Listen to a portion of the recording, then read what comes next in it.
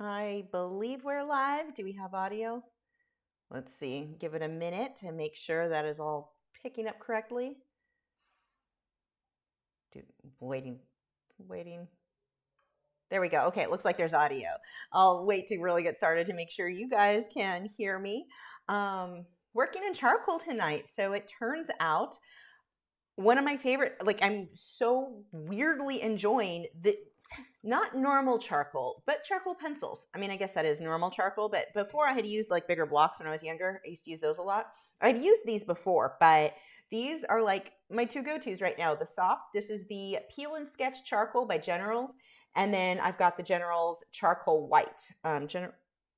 General Pencil. Is that the same as Generals? I don't even know. But anyway, those are the two pencils I'm using. The reason that I like this Peel and Sketch one is you can pull that like down, and I'll show you when I get to that point. You don't have to sharpen it. And charcoal, if you've used it, you know it chips and breaks, and it can be a bit of a pain to sharpen.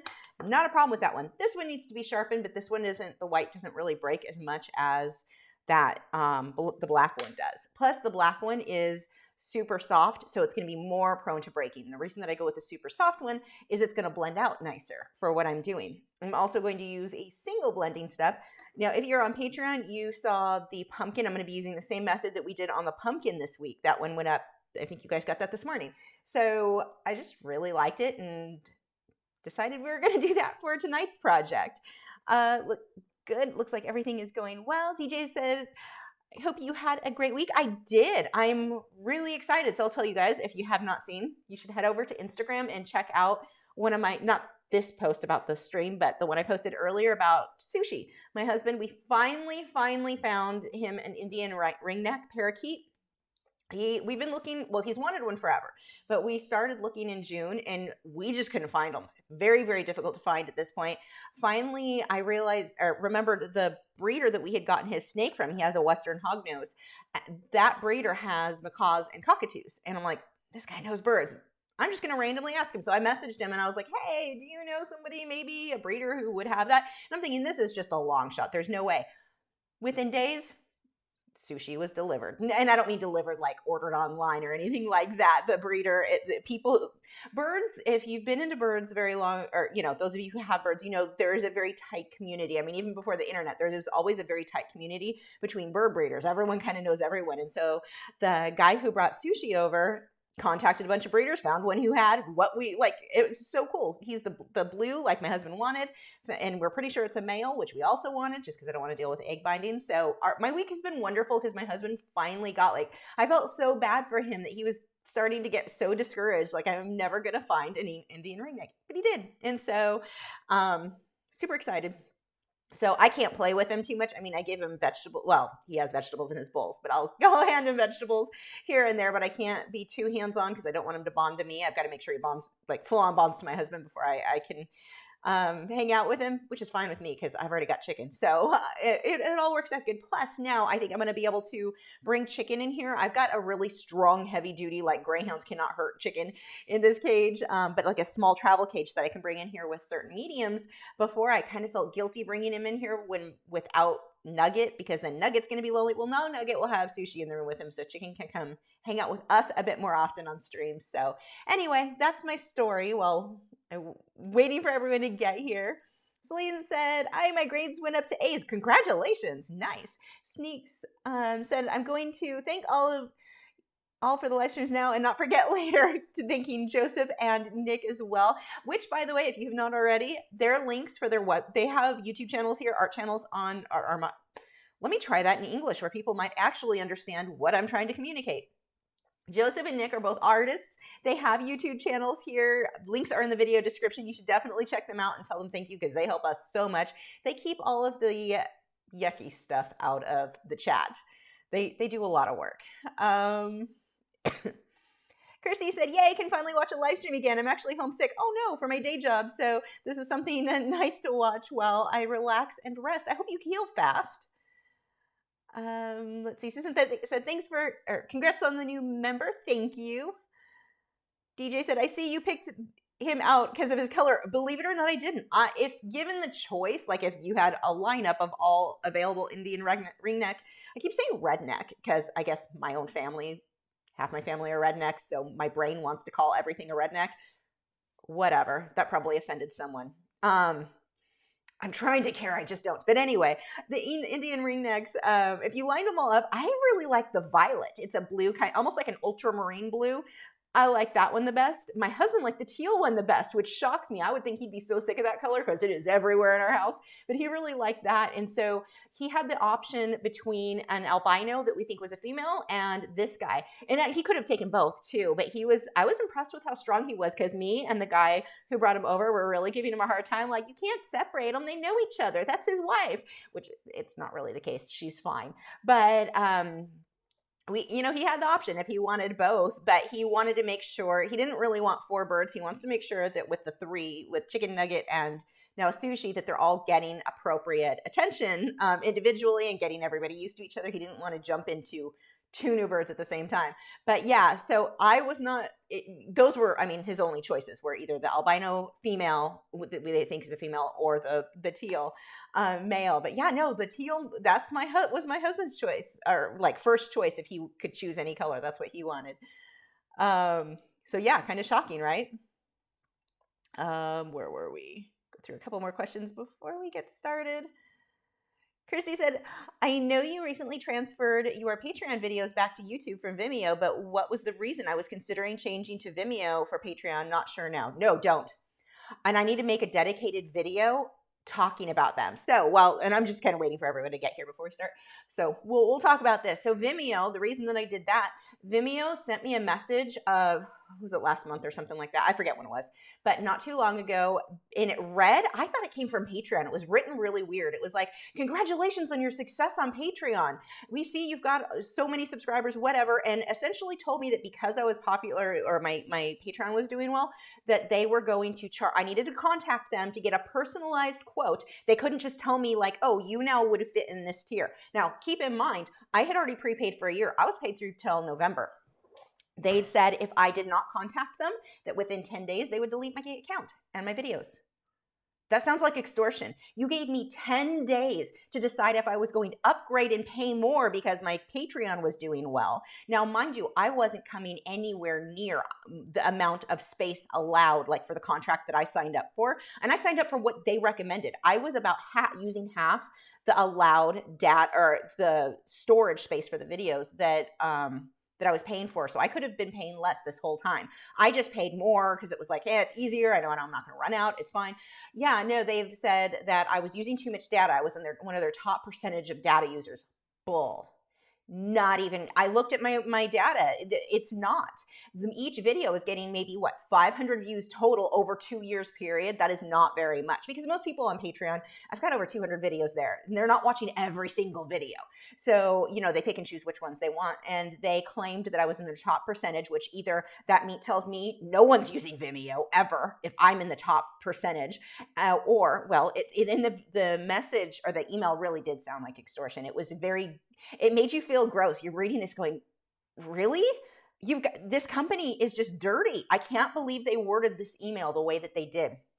Again, I want to do a dedicated email or message because I want people to know, don't waste your time with them, because for years I have uploaded with them since 2017. So 3 years I have been uploading 1 video a week, and they now pulled this crap. So now I had to move all that content from them over to YouTube. And then I messaged them back. I'm like, I want my that was their other thing. We'll prorate your refund for the couple of months, since obviously I paid through November. And it was just, 10 days. What if I was on vacation? I don't go on vacations, but they don't know that. What if I wasn't there and I didn't have time to get those videos moved over? I could have lost patrons over this. And I've lost patrons over this for years because Vimeo doesn't work properly. Their system sucks. It doesn't work with Apple right. And they've blamed Apple. And okay, Apple has issues working with certain things. I know Apple's got their own set of issues. But it's like, if your product can't work with the older Apple devices, which some people are still using, I lost patrons already because of that. So now you're threatening to delete all of the content that I've had up I've been with you for years. I've stuck with you through all your problems not working with Apple. If you remember on Patreon, I always had to have that disclaimer. This is why it doesn't work. This is what you can do to force it to work. And if it doesn't work, let me know and I'll send you another link. The amount of time I spent every week sending people alternative links because Vimeo didn't work. So I went ahead and I got that all moved. I messaged them, was it last week, the week before? I was like, where's the refund you're supposed to give me? Oh, well, that email, they tried to justify that the email, the extortion email, the initial one was just to open the lines of communication, that they weren't just going to delete my content. Then why did you tell me I had 10 days before you did? If I didn't sign up with your new thing, which you couldn't tell me what it was going to be. I needed to talk to you so you could give me an estimate. What? Why don't you have a set list of your prices? Why are you trying to charge me more because I do well on Patreon? That's not okay. So yeah, they cost me a lot of time, and I've been paying them $450 a year to use a service that I now had to move everything over. I wasted $450. There's no reason. I shouldn't even been bothered with them in the first place. And then to come at me like that, the way that they did, the way that they worded it. And so I was like, where's that refund? Well, we were going to delete the account, but we noticed that you still have a lot of content on there. The content you were going to delete anyway, but now you won't delete it because you want me to go through and manually delete it all myself. I thought you were going to delete. I mean, So yes, no, do not. I don't recommend anyone do anything with Vimeo at this point. The way they handled this was so bad, and possibly maybe they just have completely incompetent employees that should never have been talking to me in the first place, or shouldn't have, like somebody higher up should have read what they sent to me because it was bad. And I don't know if like maybe they just had some incompetent idiots who were drinking at work and they made bad choices. People make bad life choices sometimes. Maybe this was one of those cases. But the way that it came, no. So no, I do not recommend Vimeo for anyone for any purpose. I will have nothing to do with them. And that's what they were like, well, we can talk about blah, blah, blah. I don't trust your business. You sent me an email telling me 10 days to either upgrade, which again, I was paid for through November. If they had come at me and said, hey, we're changing our format. You are now going to fall under a different tier. The price is going up. No problem. I have no problem with that. Prices go up, costs go up. I get that. No problem. But that's not what they did. Theirs was, you do well on Patreon, so you need to contact us so we can tell you what we want you to pay now, even though you're still paid for through November. Yeah, so super frustrated. And the more I've communicated with them, the less respect I've had for them. And I was pretty pissed in the first place. Oh, even more so now. Their emails have been so like, they have to be drinking at work. This is what happens when you let people work from home. I think they're just all drinking while they work from home. That's the only explanation I have. But yeah, anyway, that's what happened to Patreon, or not Patreon. Patreon's fine. I just moved everything. We're all good there. But yeah, that was Vimeo. So anyway, okay, I'll get caught up on a couple more of these questions and then go ahead and we will get started. Moody Rome said, oh good, at least a rat always cheers me up when I've had a bad day. Today was bad. Oh, I'm sorry you had a bad day. Oh, this is definitely not refreshing. Let's refresh that and drink coffee. And I apologize. The only thing that I'm really not liking with this wireless mic, the audio is better, but it also means you have to listen to me drink. Oh, so good. Okay. So there was my rant. We are 13 minutes in. Good timing. This is a good time to start. So what I'm going to do, I'm going to do the same thing I did on the pumpkin that you on Patreon saw. Also, those of you on Patreon, make sure to head over. I got your September reference photos up, and they're roses this time. I'm just going to start with my highlights with this guy. They're roses, and it's funny because I bought these roses. Bought them from Target. They're already dying. But, well, the pink ones were. And I just got them like 2 days ago. But anyway, I bought these roses thinking, oh, I'll get 2 good reference photos out of them. That's normally what I get because you end up with too many that look almost exactly the same. Well, I took a bunch of photos this morning, just trying different angles, trying different lighting. I had so many come out so good that I am looking at this going, I can't wait to draw this. I can't wait to paint this. Oh, I'm going to do this one. Then I'm like, screw it. We're all getting roses. A lot of roses and 1 clownfish for the Patreon photos. So you guys, I hope you like roses because that was what your reference photos are this month. I really normally try to mix it up some and get a bit more variation, but there were just too many that were so pretty and I was so excited about that I was like, I hope they like roses because that's what's happening. Oh, good. Susan said, the roses are lovely. Glad you like them. I'm super excited about them. I am definitely going to be drawing and painting some of those. Like the rosebud was one of my favorites. That like single rosebud. It was not the prettiest flower when you looked at the full bouquet because the other ones are open, but oh, as an individual, like a standalone, so happy with how that came out. So the way that I'm going to be blending this is just with this blending stump. And what I like to do is, you can see this, one side I keep with my black area, my black charcoal, and one is with the white so that I can use one stump for everything. We can just smudge that out. And what I'm going to do right now is going to look very bland. Once I come through with the black charcoal, everything starts looking really good. So, and you don't have to push very hard. I actually recommend you don't push very hard with this. Pine cones, they're a little bit tedious. You know, you've got a lot of busy work, but they're fairly easy because if you are completely off, you miss one of the little pines. Is that what we're going to call them? No, the little, what do you call each of these little sticky guys? It's kind of like drawing a rose. It doesn't matter. It's still going to look like a pine cone. It can be completely misshaped. It'll still be okay. So we'll come through here.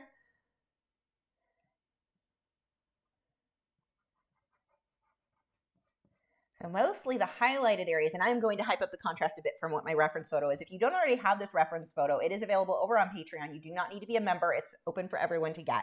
So you can grab that if you want to draw this one. So one of the things I like to do with charcoal too, so here's an area where I've loaded up, like that had a lot of charcoal on the paper. So I've got a lot on the blending tool. I can just take that and use that to shade in. So if you've got an area that's really light, it's very, very helpful. Cecilia said, love the variation of photos for the roses, backgrounds, etc.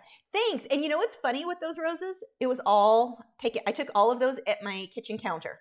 And they came, but with the angle, and I was playing around with like a flashlight to get a spotlight on some, and the way that it got a lot of variation, which is weird because it was all pretty much, and I tried a few different places around the house. I spent quite a while working on those, but it ended up the ones at the kitchen counter because the gray countertop, I took it at where, so the long way went this way away from me, so more of the gray showed and it just faded out. It worked really well. I want to make a video. I need to do one showing, you know, how I take reference photos and just giving some tips, like the flashlight thing. That it's a flashlight that I use when I'm looking for my little dart frog when the lights are off because I'm a stalker. But I used that and it just highlighted. I got some really interesting lighting that when I was trying to take the photo without the flashlight, I was not getting. So it's really fun to play around with photography, trying to take, and photography can mean your cell phone for reference photos. Like it doesn't have to, you don't have to have the best camera in the world when you're going to be using it for reference because you can make it better in your own artwork. Let's say your background isn't super blurry. You can fix that in your own artwork if that's something that you like. But there are definitely some little things that you probably have around the house that you wouldn't think to do, like a simple flashlight to adjust lighting, and that made all the difference in the world in some of those photos. Now this whole section, he's a little bit too light, no big deal because I'll be coming back with the darks. What paper am I using? I am using, this is the Canson's, let's see, you can see it. The Canson Me-10's Pastel. This is the gray tone set. So this one is 9 by 12 inches and it's got, I'll show you because this is actually a pretty cool pad. I need to buy a bunch more. This is the color that I'm using now, the darkest. You've also got more of a tan. You've got a lighter gray. You've got a lighter like sand color, and then some white. I want to get more. I really like this dark gray tone. The link's in the video description too. Let's see. Sarah said, I've started my first painting on a Frederick's watercolor canvas, and the more I use it, the more I like it. Love the weave. Yeah, me too. Those are wonderful to paint on. Melody said, how are Chicken Nugget and the pups and the rest of the menagerie? They're good. Chicken and Nugget just got a new roommate. I was talking about him earlier. My husband finally got his Indian ring neck he's wanted forever. So they didn't really care at all until a little while ago. Chicken started getting a little, like he was doing laps around the room and he'd get a little too close to the ring neck and the ring neck's like, what is that thing? Because the ring neck came from a breeder who had very, like, macaws. So he's looking at these little birds like, what is this thing? But Chicken was being a little bit of a spaz, but then he calmed right down. Within 20 minutes, he was back to his normal self. Nugget still doesn't care at all. But yeah, the dogs are happy. Gibson is probably going to be pestering me a bit more than usual tonight because he missed his walk last night since we were talking, the guy who brought the ring neck over, he was here really late. So yeah, Nick Gibson missed out on his walk and he was not happy. Oh my gosh. Got that really light area here. And this can be a little bit I mean, I'm trying to keep things fairly clean, but if it's a little messy right now, we can sharpen everything up later. It's no big deal. Let's see. Also, this I thought was funny. The guy who brought the ring neck by, he's friends with the actual breeder of the ring neck. That sounds weird. The guy who delivered the bird. But anyway, sounds like some shady deal, but it's very not. But anyway, he knows the owner of the reptile store that's doing my vivarium. So he's going to ask him, like, did you know that's taken 3 months? Like, are you guys finishing that? So he said the owner probably is not aware that that's been taking so long. So, hopefully the red-eyed tree frog vivarium comes sometime sooner. Well, sooner rather than later would be awesome, but we'll see. Let's see. Leisha said, yes, a video of how you take photos would be great. Those photos were so professional looking. Now, part of it is the camera. So I'm not a good photographer, not going to lie. I mean, I know what I'm looking for in art, and so I just kind of apply that to the photos, but I keep my camera setting. I make my priority is the aperture because I want the blurry out of focus background. But besides that, everything's manual. I just trust the camera, whatever happens. But the trick is, and this is what I want to show in one of those videos, is just trying different like switching up lighting. The lighting is what will make such a difference. I think sometimes I have a tendency to put my aperture a little too low where things blur out. I limit the photos that I can share because sometimes I blur it out too much. But yeah, that's, I really want to show that. So yes. And I'm still working. I got the last bit of footage I needed for the supplies that I use for filming and everything. I got that, not yesterday. What day did I get that? Monday. So I need to now edit that. That is tomorrow's plan. I seriously need to finish editing that. I have all the footage I need. Well, I need a little bit more B-roll, but that is stuff I take from home. So yeah, maybe I'll actually finish it now. The supply one and the supplies I'm talking about are all of the filming equipment I use. It's just a lot. Like there's just so much. It's such a long video. It's such a long, boring video. But it's a lot. So that's why that one has been taking me so long. I started it back when my hair was longer. So yeah, I will suddenly look like I grew long hair. Let's see.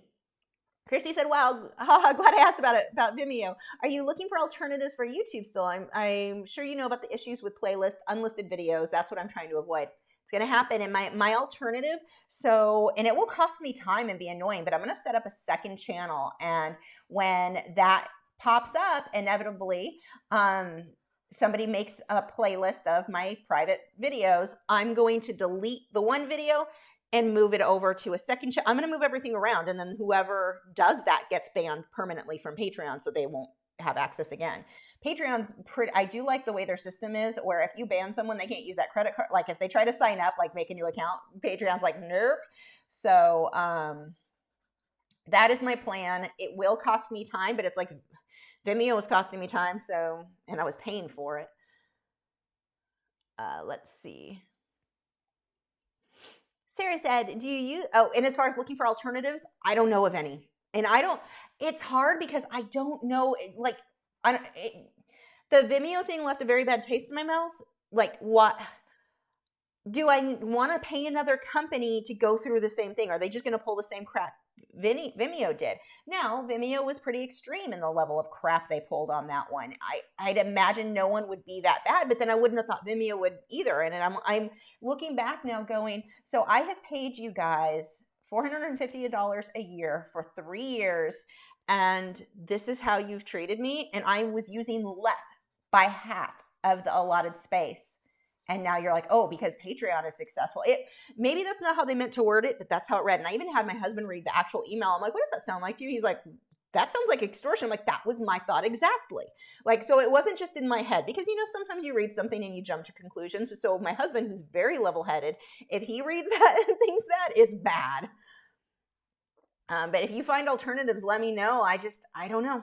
My alternative right now is just to stick with, I mean, so artists I knew that got involved with somebody stealing their videos and putting it on a public playlist, they did the same thing that pretty much what my plan is: delete that video, re-upload it with a new URL, ban the person. That is what I would do moving forward. So Natalie said, I found the same paper on clearance at Blix for $3, and it's one of my favorite papers now. That is awesome. I use that in every color. I've got blue, I have black, I love that paper. It's great for colored pencil. It's great for charcoal. It's great. I haven't used it for pastels. I was going to say it's great for pastels. It should be, but I don't really use pastels enough to tell you. I haven't tried it with pan pastels, but it should be good. Melody said, what type of bird is Nugget? Nugget is a parrotlet. The tiniest little Angerfloof. And I say Angerfloof because you walk in there and he just tells you off, and he's so cute though. He doesn't bite. He's just like, he's got the cutest little attitude. I need to work on fancying up the bird room. We call it the chicken room, so that I need to film in there more. Like, it's just not pretty. It's just a room with walls they're gray, but they look white because they're such a pale gray. I don't know. It's just not a real cute room. So I need to work on that.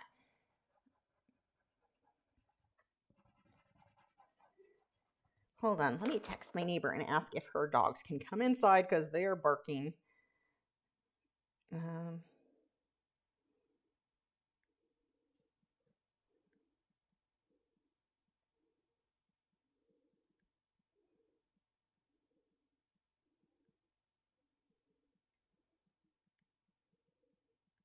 1 second.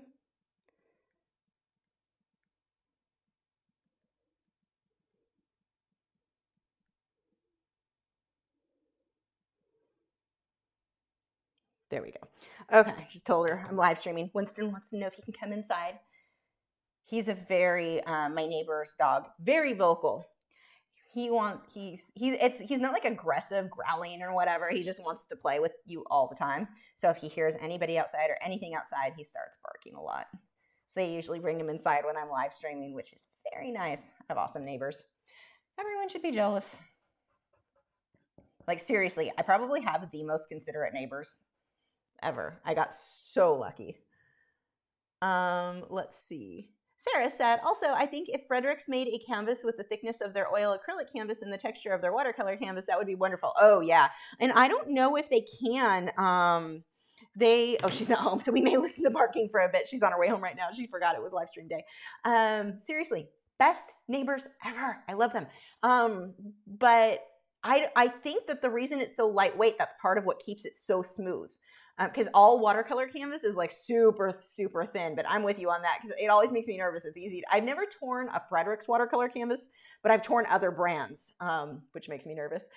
A different Sarah said, I've been using my Inktense with colored pencil and it's way faster than with white paper. The grayish green is absolutely wonderful. And now I want most of the colors. Same. I haven't found a single one that I was like, oh, this color isn't useful to me. I love them all. Wait, I think this one's actually the white one. Let's see. Shaz said, hi from Oz. Hope all is well in Dallas. It is. Our weather here is so nice right now. Like, I've been in just the best mood. Like, just to go outside and not melt. And it's so nice. Let's see. I think you guys are coming into spring now, so you're getting some nice weather too, right? Nick said the chicken coop. Yeah, I need to make it cute in there. The guy, when we were talking about it last night, I keep saying the guy because honestly, I don't remember his name. I'm so bad with names, and I don't know if his name on his phone is like the name that popped up. I don't know if that's actually his name. I need to find out because I'm sure I'm going to be talking to him. Like, super cool guy. He knows a lot of the same people I did. But, definitely the fact that reptiles alone would keep in touch with him, because my husband with his snake and all that, he's got a tarantula, my husband wants a tarantula, so we'll keep in touch. I just wish I remembered names. So anyway, he was giving us some ideas too on making it, would we really need to do like a big manzanita branch? I would need to figure out what to put on the floor below to protect it from chicken waste. So, but like a branch hanging from the ceiling in front of the window, like we've got some ideas on making it. I mean, it really is the chicken room. It's their, based around making them comfortable, and my husband's computer room. So my husband, he's a gamer, and so he mostly does PC games. So he sits in there with the birds, hanging out. Birds are on his shoulders as he's gaming, but that's like their setup. So we've got to think of some ways to make it look nice. I mean, it's practical. The birds don't care. It's nice for them, but we want it to look nice on camera and not like an empty room with 3 bird cages, a futon, and the computer desk. Let's see. Victor said, what size are you doing this? A3 or A4? I don't know what any of those are because we're the US, we use completely different things. It's a 9 by 12 inch, and it's probably like 5 inches, I would guess, 5-6 inches, the actual Pinecone, but I'm not sure. The paper size is 9 by 12, whatever that translates to. Moody Roan said, jealous of the considerate neighbors. Mine start mowing their lawns at 7 a.m. Oh no, mine actually mows my lawn. Oops, I just hit my camera. I pay him to mow it, and he does the best job. He's really neurotic with grass. Like how this got started with him doing ours, because I had to hire someone to do it anyway. That was one thing. Like my husband is not going to do lawn. Switching over to the black now, but he does not mow. And even if I got my husband to mow, he wouldn't do it on a regular, consistent enough basis for me. And it would just, there would be marital issues that I can avoid by hiring someone else to do it. So I love my husband, but he is not. Well, that he doesn't handle the heat well. Like he would get very, very ill if you try to get him to do yard work in the summer. So he's always gotten really sick in the heat. So anyway, he, again, don't push very hard on this, by the way, because see how I can smudge that out? This is why I use the soft, because it smudges so beautifully. If you use the harder lead, which I have, it just isn't going to smudge as far. So, and you don't need to push very hard for this, and I can go back and layer more in there if I need it darker. But yeah, my neighbor was saying he's really, really picky about edging. Edging has to be perfect. And when I was saying, because I had asked him, I'm like, are you hiring someone or are you doing it yourself? Because I wanted to get the name of his lawn person so it could all be done on the same day. And so I don't have to listen to yard work being done in different, every day of the week someone's doing their yard. So anyway, he said, no, he was doing it. And then he was like, I'm almost tempted to take the job because I'd rather see, like it is going to drive him crazy if I hire someone and they do a bad job on the edging. So yeah, he's been doing my yard all season. He does a great job too. My mother-in-law, I sent her pictures of my backyard. I was so proud of all the bushes and the trees and stuff I've done. And I sent her the picture, and her whole thing, she commented, "Ooh, who does your lawn?" That's what you notice. The part I didn't have much to do with other than giving someone dollars so that he did it for me. But no, we were really lucky. And then my other neighbor, super quiet, super friendly. Like I've chatted with him here and there. He's got a little French bulldog, so cute. Gibson's obsessed with her. He runs the fence when she's on the other side. She keeps trying to dig under my fence. But no, he's a really cool neighbor too. We haven't talked to him as much. We actually hang out with the one whose dogs bark a lot. But those dogs are cool. They're lab poodle mix. One's a lab poodle, one's a golden poodle mix, and then the other one is a cocker poodle mix. And oh my God, are they cute? Talkative, but cute. I've gotten to go over and babysit on time, like when they were going to be gone all day, so I could go and let them in and out. So I get to play with them. Problem with them all being poodle mixes or poodle golden, poodle lab. My threats of the hose when I'm like out there hosing stuff off, I always threaten them. I yell over the fence. So I'm like, I've got the hose. The dogs wouldn't care if I mean, not that I'm going to hose them down, but they wouldn't care anyway because they like water. So it's like this ongoing joke that I'm going to hose them. Ongoing joke with me and my husband. I don't know if my neighbors hear me yelling at their dog that I'm going to hose them down. Let's see. No one get mad. I didn't hose their dog. It's a joke. Mostly because they're a breed that likes the water and would think that was fun. Let's see. Where are we? Shaz said, have you used the water-soluble graphite blocks in black, white, and gray? I have not. Oh, I need to get those. Oh, you said also the Derwent Graphite Tint. The Derwent Graphite Tint, yes, and I love them. Water soluble in black, white, and gray. Is that Derwent? Who makes that? I need to get that. Make sure if I see somebody saying something about not seeing their question, make sure to do the Outlaw Creamy Fine Art. If it doesn't highlight my name in orange, I just don't see your question. I'm not trying to be a jerk and ignore you. I just won't see it. So if I see it, I'll say something, but I normally just won't notice, so I'm sorry. Alana said, try and charcoal for the first time tonight. Don't have a blending tool. Q-tip okay? Yes, absolutely. So that's the cool thing with charcoal. You could use a paintbrush. Like I think this was one that's kind of dirty because I was using that. You can use that to smudge things out. Use whatever is handy, but yes, absolutely, Q-tip works. This will give me a little bit more control, but yeah, you're pretty free on what you can use to blend charcoal. You can use your pinky finger if you want. Alicia said, my husband weed whacks our yard into oblivion. I hired someone and we have real grass again, which was great, but then my husband fired them to save money. Major eye roll. Oh no. Luckily, my husband doesn't get super involved. Like, the yard is mine. Well, I'd say the yard is my thing, but so is the house. Like, he doesn't care. He just lets me do what I want to do. As long as he doesn't have to mow, he's happy. I'm in charge of paying the bills, other than, what is the one he does? Actually, I think it's about time to pay my electric bill. The water and trash he does. There's one that I gave him like a responsibility for, or maybe it was the internet. I don't know. I don't remember now. But other than that, he's not really involved in any of that. Thank God. And there is Winston barking. He has a loud bark. Big, cute, fluffy dog. So how I actually got to know my neighbors more was their dogs were barking so much. I went over, or I messaged them because I found them on Facebook, and I was like, hey, your dog's barking is pulling up on my videos. Can I come over? I mean, if they're going to be in my video, let's make it cute. Can I get some footage of them so I can show you guys how cute they are? So I included them in one, and they felt bad. They didn't realize they were being that loud.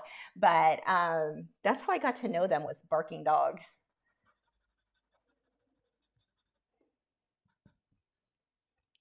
Let's see. Lottie said, I have been tagging you, but it's not showing up. You've got it now. That one showed up. You never know. It could be just YouTube being weird about stuff.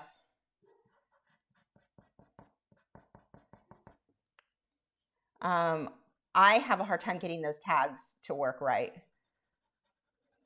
So I understand, and I apologize if, yeah, I just don't see it. Oh, Winston is losing it out there, barking his head off.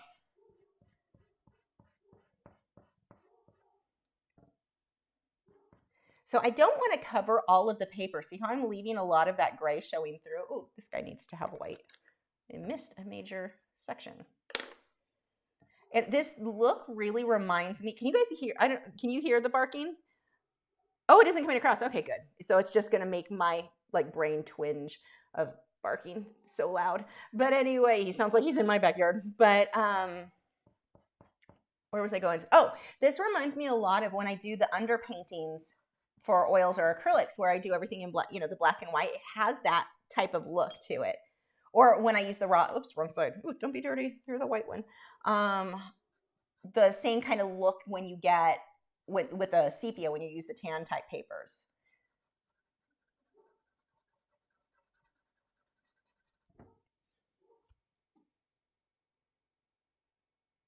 Mr. Micro said, looking really good so far. Keep it going. Thank you. Coffee will keep it going. And if it gets too dark, if you're like, wow, I wish I hadn't gone quite that dark on this area, you can go back there with an eraser and lift stuff up. It erases pretty well. When I use an eraser, though, I don't usually like to smudge it side to side too much, because I don't know if that shows on the live stream cameras because they're crap, but it's a little bit of a harsher line. What I typically like to do I have one over here? Unless it's fine detail, then I've got my Tombow Mono eraser that I like. But I really like, I don't think I have one over here, a kneaded eraser, where you can just kind of dab and lift some off. That works out really well. Let's see. Okay, Joseph, here's no dogs either. Good. It's just going to distract me then. Moody Roan said, I was going to order the Lux archival paper, but became overwhelmed when thinking I need texture spray, touch-up white, etc. Can I get by with just the paper, or do I need those also? Well, it depends on what you want to do with that paper. So if you're just looking for a sanded paper, let's say you're going to use pastels with colored pencil on top, you can just get the paper then and use pan pastels or the pan pastels and paper on top. You're just using it as sanded paper. But if you want to go the route of using powder blender to blend the colored pencils, then yeah, you're going to get the full set with all the sprays. And they sell, if you're on their website, they sell a kit. That's what I did. I just got the original kit with both. It's two different types of sprays, the touch-up texture, the titanium white, and the powder blender. And I think it had some blending tools. It came with everything. But if you're just looking for sanded paper, you're not worried about blending that way, then you can just do the paper by itself. It really just depends on what it is you want that paper to do. How are you going to blend it? Let's see. Amari said, any tips for entering freshman year art? Yeah, okay, so most I'm trying to think. I had one good teacher in all my art, like in high school. He was not the one in freshman, but I had one lady who was terrible. And most of the students I've worked with, their teachers were also what I would consider to be fairly terrible, like discouraging the students into making them not want to pursue art because the teacher convinces them that they're just bad. And I see that a lot. So if you are one who gets one of those bad teachers, and it seems like from what I've experienced, it was, sorry, itchy ear. I had to look to make sure I didn't have, if you're like, ew, she looked at her finger after rubbing her ear. I was making sure I didn't have charcoal all over it, which I then would have gotten on my ear. But anyway, if you get one of those teachers that is discouraging and telling you you're terrible and whatever, I gotta see, I barely passed my freshman year in art, and I'm a professional artist. Doesn't mean a whole lot. So, the whole, if you do have a teacher who ends up being one of those bad ones. And I had a student, I had worked with this girl for years. Her name's Marlena. Loved her. She didn't start out amazing, but she stuck with it, and she ended up being really, really good. She was like, this girl had potential. She was going to go somewhere. Her art teacher was one of those crap teachers who kept telling her how terrible she was, which was really funny because one day she was trying to do a portrait of, and you guys know like that's mainly how I made my income for a long time. We're doing portraits and pet portraits, or people and pet portraits. So she was drawing her dog. It was an English bulldog, if I can remember correctly. It's been years. And she drew it out, and the teacher came up and said, that paw is wrong. And so she erased the paw Marlena drew and redrew it.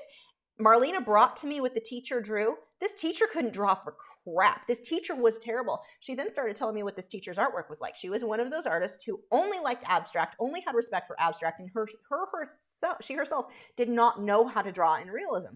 But she's criticizing someone who was interested only really in realism. So my main reason to bring this up is just do not ever let an art teacher make you think you're not good enough or anything like that. The other tip I have for you is, let's say you get an art teacher and you don't agree with how they teach. You don't agree with the style that they're trying to make you do. You don't agree with the medium they're trying to make you work in. Doesn't matter. Do what they said. Learn everything you can from that teacher, even if you don't like their style, even if you don't like what they have. There might be one little tip, one single thing you learn in that classroom that can help you with your style at home. So let's say you go to a class and they really only are working with abstract, which honestly for freshman art probably not going to be the case for you.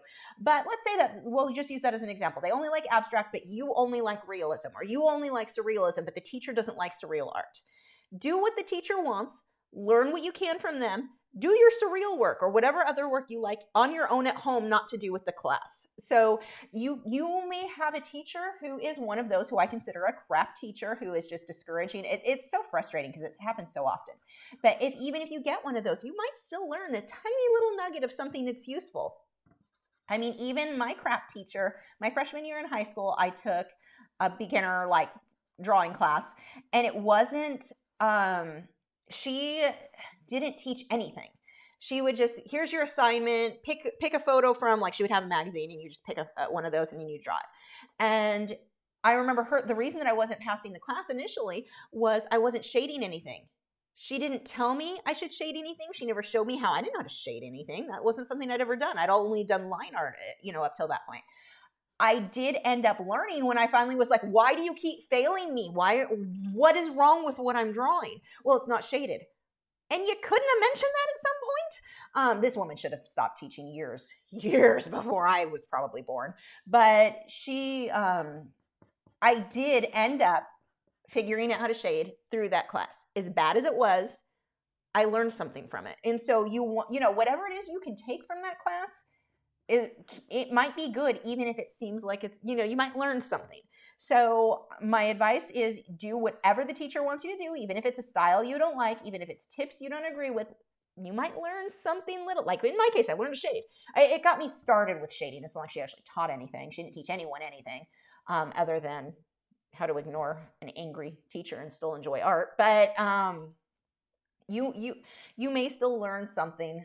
So that's kind of my advice, that those are the problems that most people, when they first start getting into art, that they run into. And hopefully that will prevent you from ending up being one of the people who gets discouraged. Like Marlena doesn't draw anymore. I've talked to her mom. It drives her mom crazy because her mom saw that the girl was doing well too. So to have a teacher then come in and discourage her after years of art with me, and this girl improved so much, and that teacher just ruined it. And it made it so Marlena didn't find art fun anymore because every time she went to art class, she was getting beat down by this idiot teacher. I mean, this woman, I don't know how she kept her job, because I don't think you should be treating, you can't say the things she said to your students. But anyway, it might have, I just bring it up because it happens, unfortunately, way too often. And if it happens to you, just don't let it discourage you. Let's see. Moody Run said, thanks, I will buy the kit. Yeah, the kit is easier, and just, I keep having to check my fingers for charcoal before I scratch my nose, but just be careful, be aware. It's almost like working in a new medium. So let's say you've been working in colored pencil, you've been using OMS or burnishing, and you feel confident, you know what you're doing. This is you're almost starting, not from scratch, but kinda, it's a new medium. And so don't be frustrated if when you first start with Powder Blender, you're like, wow, this is hard. I don't know how to make this work. It took me, I had fun, but now, to be fair, I had Aliona, the inventor, walking me through when things weren't going well for me, because I was talking to her and she was like, oh, this isn't working because you need to change this, do this differently. So, if you're having trouble, post in. She's got her own art group. You can post in our group and somebody will be able to walk you through if something's going wrong. But you're going to be almost starting from scratch. So you'll love it. I mean, once you get the hang of it, I love the medium. But it isn't like when I was blending with burnishing and I started using OMS, I instantly, like, my blending was just instantly better. When I started with Powder Blender, I had to learn the layering process. I had to, there's a little bit of a learning curve there. So I just throw that out there because sometimes people get it and they expect it to be like the same as normal, how you normally work with it, and it's not. It's amazing and I absolutely love it. But, just be aware of that so you're not frustrated initially that it's takes a little getting used to. It took me maybe 3 drawings before I felt really comfortable with it. The first one was kind of like, this isn't saving me time because I am not sure what I'm doing. But after a few, it's an amazing way to blend. I love those products, all of them. Alina said, wow, you are so inspiring. Thank you. Bev said, have you heard about or tried water-soluble oil paints from Winsor & Newton or Holbein? I've not tried. It might have been Winsor & Newton. I don't remember which brand it was I tried. It was years ago. Not a fan. I like normal oils. I didn't like the results. Now, that's not to say you can't get good results with water-soluble oil. There are some amazing artists. I think Lori McNee, she uses, I'm pretty sure, water-soluble oil. Do I have a fingerprint like right in the middle of my glasses? I think I do. But she uses water soluble oil and they look phenomenal. I didn't like them. I like normal, like just normal oils. I like the smell of normal oils. I like everything of normal oils. I didn't feel like they're supposed to be, you don't need the solvents as much. You use different products. I don't have a problem with solvents. I don't have a problem with any of those. So I wasn't personally a fan. I didn't love the results. I definitely preferred my normal, just oil paints. Look how easy this blends. I need to do some portraits with this medium because, my God, it's amazing. So normally I would suggest when you get to about this point, I would start misting it with Spectrafix. Spectrafix, I put in the fine mist bottle. I forget which one of you guys told me about this, but it is amazing. But I would spray this as I go. And what will happen is when this is sprayed, and I'm not going to do it right now just because of time's sake for the live stream, but if I were to spray this on this, my whites are going to get dark. They're not going to be as white. So I want to spray this as I go to get the charcoal to stay more like adhered to the paper as long as possible. A lot of people with charcoal or with pastels don't like to spray anything on their work because it does affect, it's going to darken, especially the lights. Here's the problem, and I'm getting this advice from framers, from professional framers. When you don't spray things, whether you spray it or not, over the years, this is going to fall off the paper. It's not as permanent as like acrylics, oils, colored pencils. Those really stick to the paper.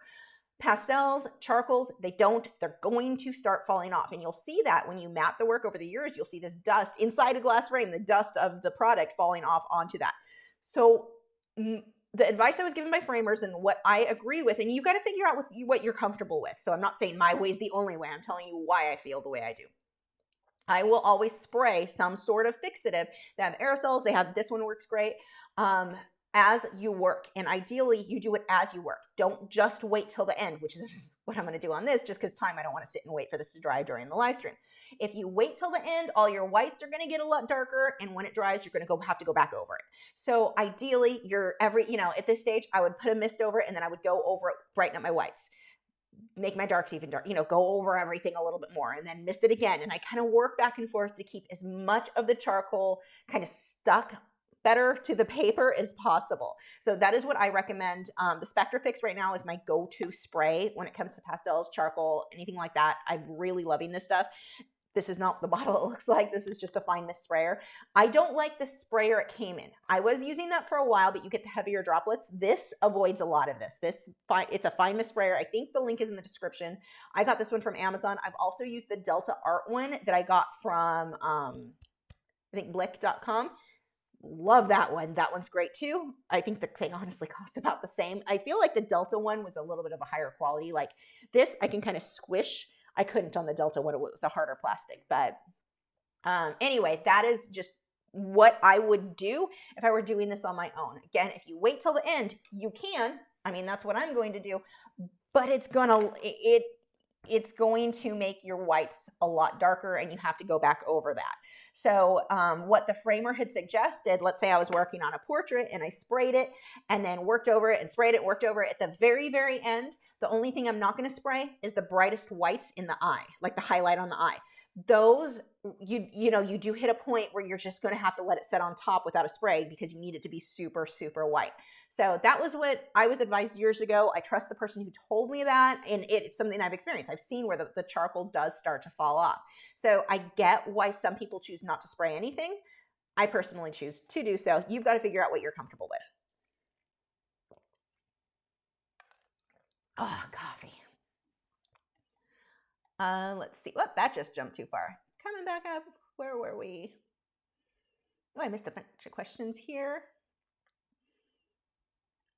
There we go. Mr. Micro said, I'm having a problem lately distracting myself from all the things that take my interest away from doing art. Is this something you've struggled with, and what do you do to focus?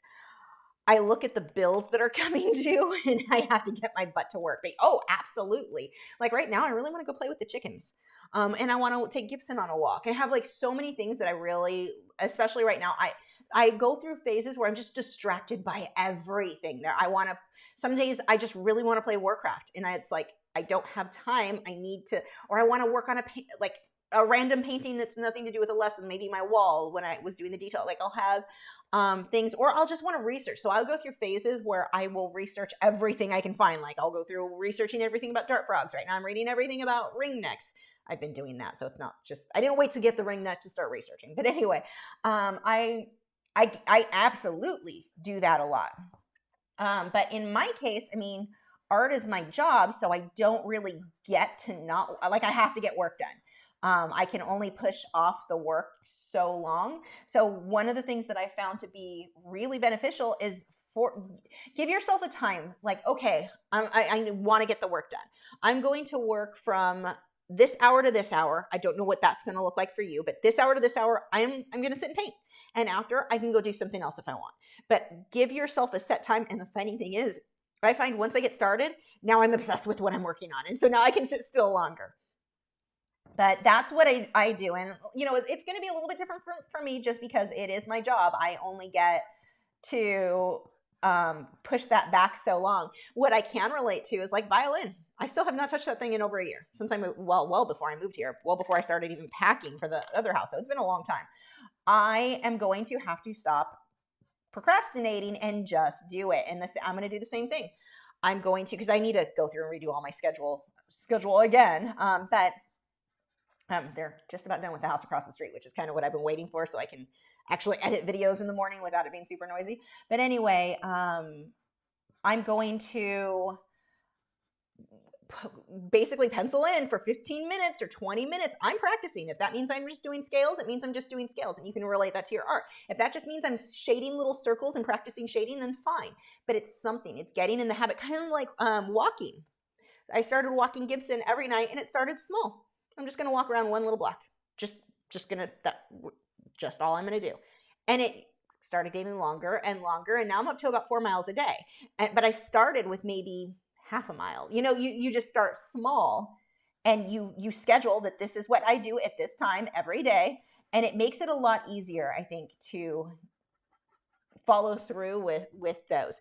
And it's not like you may think, well, I have to be in the mood. No, you don't. You don't have to be in the mood at all for art. You don't have to be in the mood for music. You don't have to be in the mood to walk your dog. You just have to schedule it and make it happen. Just go do it. Let's see. Moody Roan said, after I graduated high school, I went and visited my elementary school teachers. I told my old art teacher I was an artist. She asked me what I was doing for a real job. Oh my gosh. That is such a funny, like, it's so common. Notice here, I don't want, getting back to this, this area starts getting lighter the way the shadow is, so I'm just going to, I don't have to use the pencil, I'm just using what's on my shading tool to blend this. Or Q-tip if you're using a Q-tip. No, that is so many people. My mother-in-law still doesn't think I have a real job. She's nice-ish about it, I guess, but she does not think I really work. She was trying for years to get me back into being a receptionist. I used to be a receptionist in an animal hospital. She was trying to get me back into being a receptionist somewhere, and I'm like, I have a job, right? Like, I'm not going to make more actually, I make far less as a receptionist. I don't think you get how this works. But yeah, unfortunately, it's just something we have to deal with as an artist. There's this attitude that it's not a real job and you can't make a living being an artist, and you absolutely can.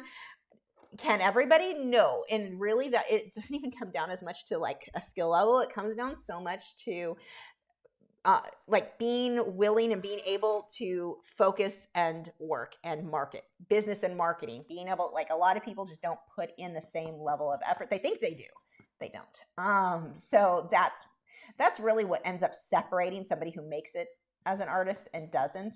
And I wish they taught that more, like people who go to art school. Like, I don't know why they don't teach more with business and marketing, because that's where most artists end up failing in being able to make it as a professional artist. But yeah, there's definitely a bit of a stigma out there that the art isn't a real job.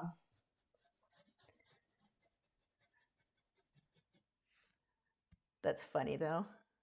I mean, you just have to laugh because there's no reason. If I got mad every time somebody thought I didn't really work, you'd be mad a lot. Cassidy said, I had an amazing art teacher in freshman year. She would sort of let me curate my own projects. She let me do a colored pencil portrait because I expressed interest after seeing your videos. That is awesome. Yeah, I had a really good art teacher my senior year in high school. I had transferred from Claremont High to, where did we go? Or Etiwanda. And the teacher there was Dennis Garcia was his name. I don't remember the bad teacher's name. I do remember the good teacher's name. His name was Dennis Garcia. He encouraged me to do what I wanted to do. Like, he'd give you assignments, but like for one of them, it was drawing transparency. So everyone's drawing glasses and making it look transparent. Not me. I drew transparent tigers because it's me, and apparently that's what my brain went to. And so when everyone heard the word transparent, they thought glasses, like cups and stuff. I thought see-through tigers because that's where, and he was fine with that, and I scored well on it. I think he liked the fact that I would do weird stuff, but it wasn't so much that he taught me a ton of stuff. It was that he gave me the supplies and like kind of gently guided me towards doing what I wanted to do and giving me ideas here and there. Like, he was such a good teacher. Amari said, well, those teachers suck. I hope I don't get one, but if I do, I'll do what you told me. Thank you.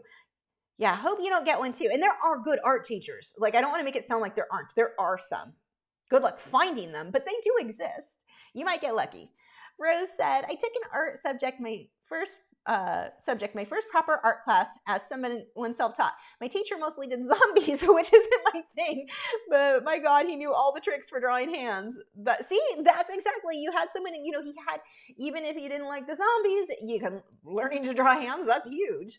Carol said, hi, Lisa, just joined the group. What pencil are you using? I am using, the links are in the video description, but I'm using two. I am using the General's Charcoal White and the Peel and Sketch Charcoal. This one is the soft. I bought a bunch. I bought the medium and hard ones of these. I just go with the soft, has been my favorite. Like, I haven't found any need to use the harder leads. So if I were to buy these again, I will probably I will buy them again, and I will only repurchase the soft, because I'm pretty sure the other ones are going to last me forever because I'm not going to really use them. Heather said, I am looking into getting pastels. What set do you suggest? Go and look at any of my videos where I've done pan pastel. The link should be in the description of the one I have. I love it. It has all the colors I need. There are 20 in it. I'm very happy with that set. If I were to get it again, that would definitely be the set I would go with, because you can mix pretty much anything you want from what is in that set. So now at this stage, I'm just going to start working on my values a little bit more. Everything's blocked in. This is just little details here and there, making things a little bit darker where they need to be, a little bit lighter. I'm cleaning up edges, sharpening edges, or softening them if they need to be softened. George said, can you explain the benefits of those big blending sticks you're using versus the tiny ones that are also available? Why the two types? Whatever you're comfortable with. This one was clean and hadn't been used for graphite or charcoal, so I figured, I'll use this one. So yeah, it's kind of bulky and big, but it works.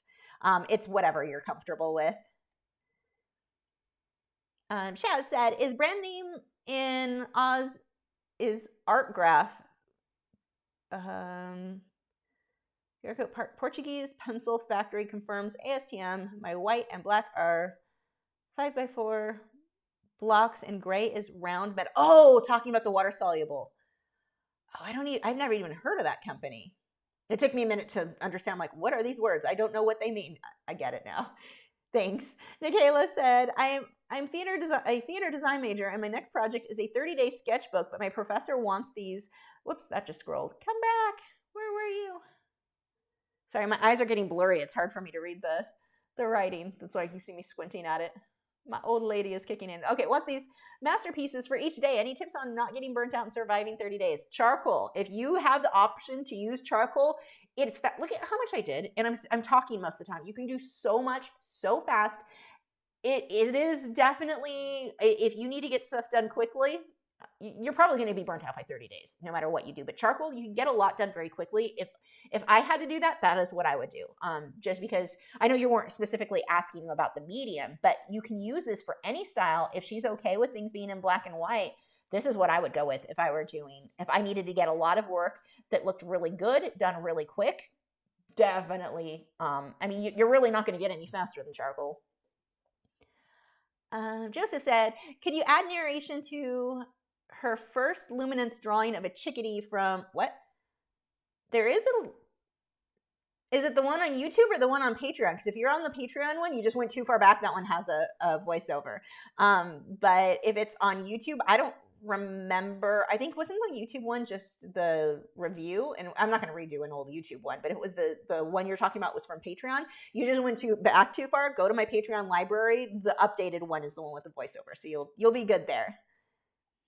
Sarah said, I'm not at the point where art pays my bills yet, but there's part of me that worries that I won't make it enough if I'm not working every waking hour.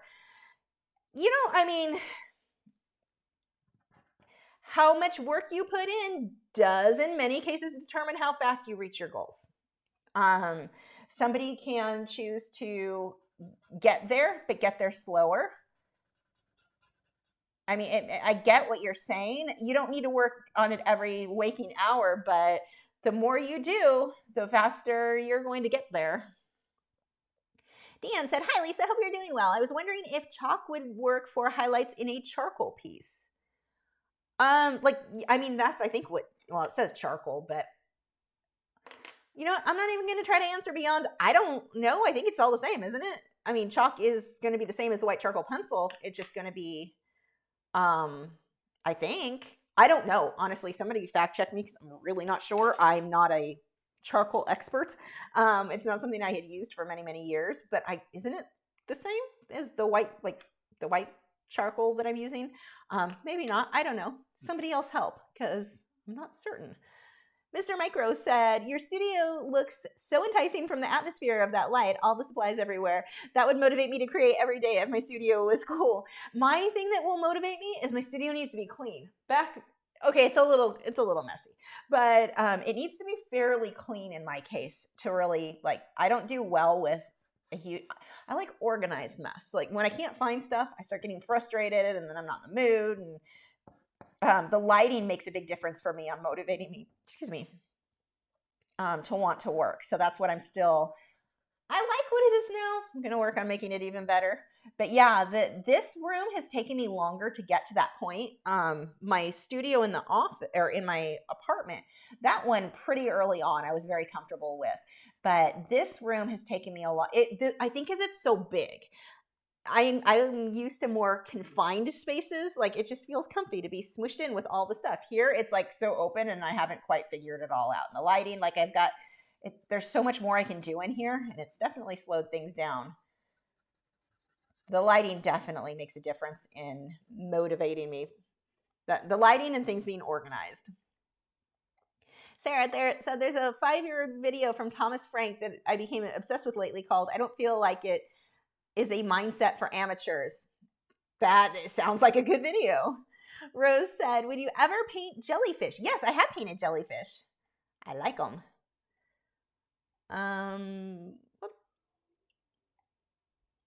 Here we go. Dan said, I personally prefer praying charcoal pencils and using chalk for the highlights. Work smarter, not harder. Am I right? Yeah, I don't know if I've used those ones.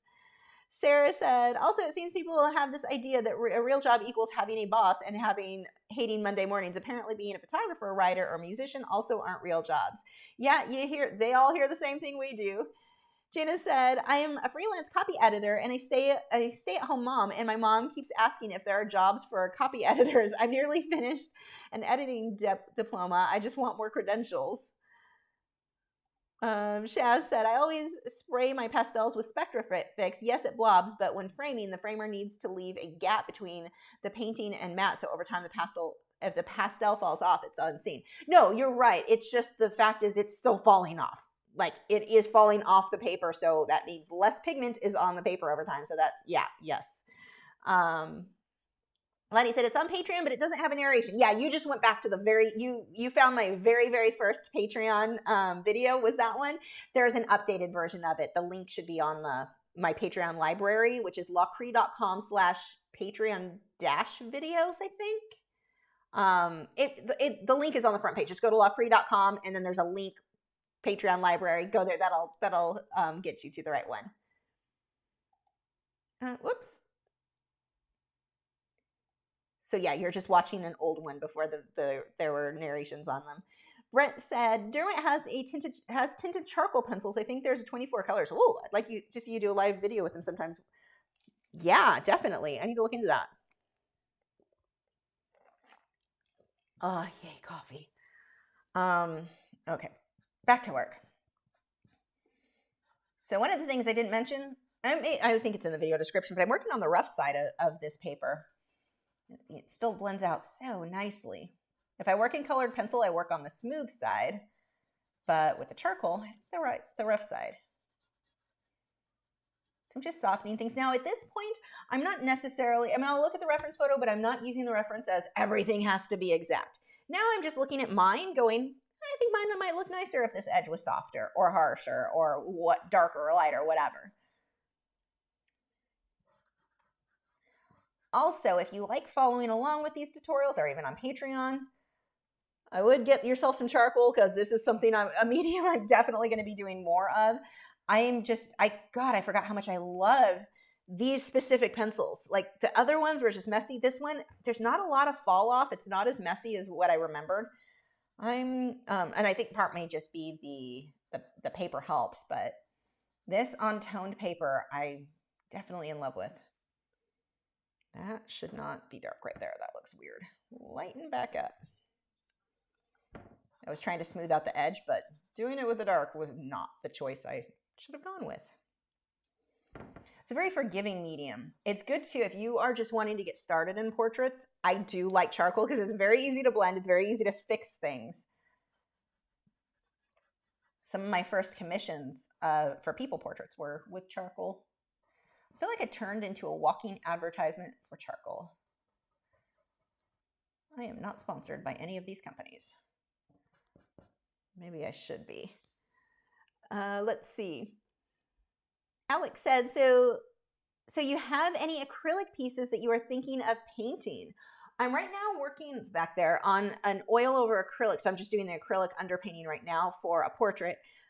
It's just a gray canvas at this point. So by working on, I mean, I painted it gray and called it a day.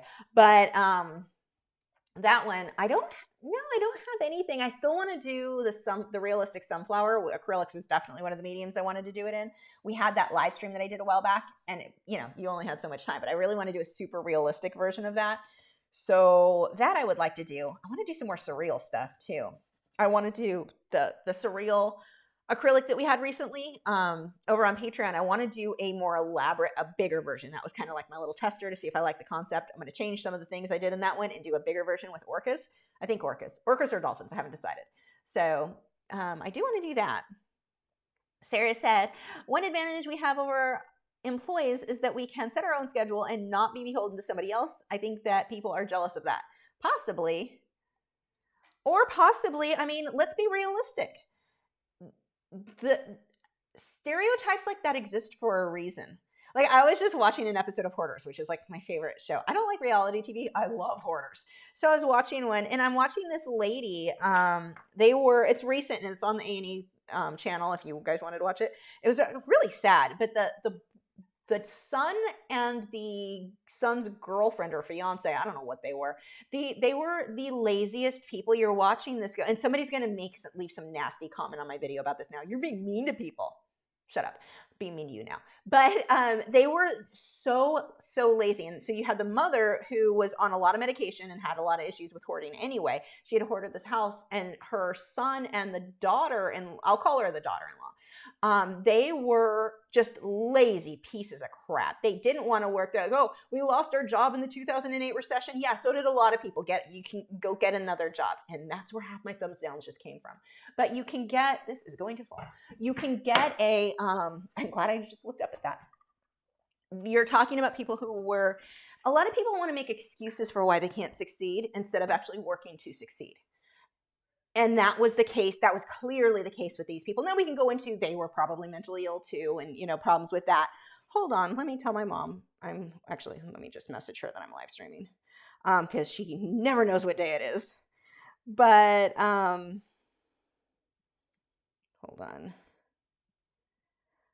on. Anyway, I got her a pound puppy. Well, I got a lot of birthday presents, but her pound puppy just got there today. Yesterday was her birthday.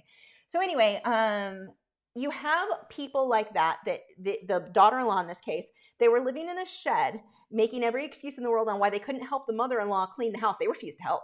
Not too busy. I have a portrait commission I have to go work on. Really? While the show was there, everyone's cleaning. Like they just wouldn't work. That was their thing. You can tell the son, the daughter-in-law, they were not going to work. And her thing was, I'm an artist, and she has to be in the mood to paint, and I have to go meditate first, and I can't help you work, because they were supposed to be cleaning out the house so that they could move into the house instead of living in a freaking shed. But some of you I'm sure have seen this episode. She's where that stereotype comes from, of people who, she wanted to be an artist. Now, I don't know what her work looked like. I wasn't watching close enough. I don't know if they showed it, but maybe she's amazing. Maybe she's not.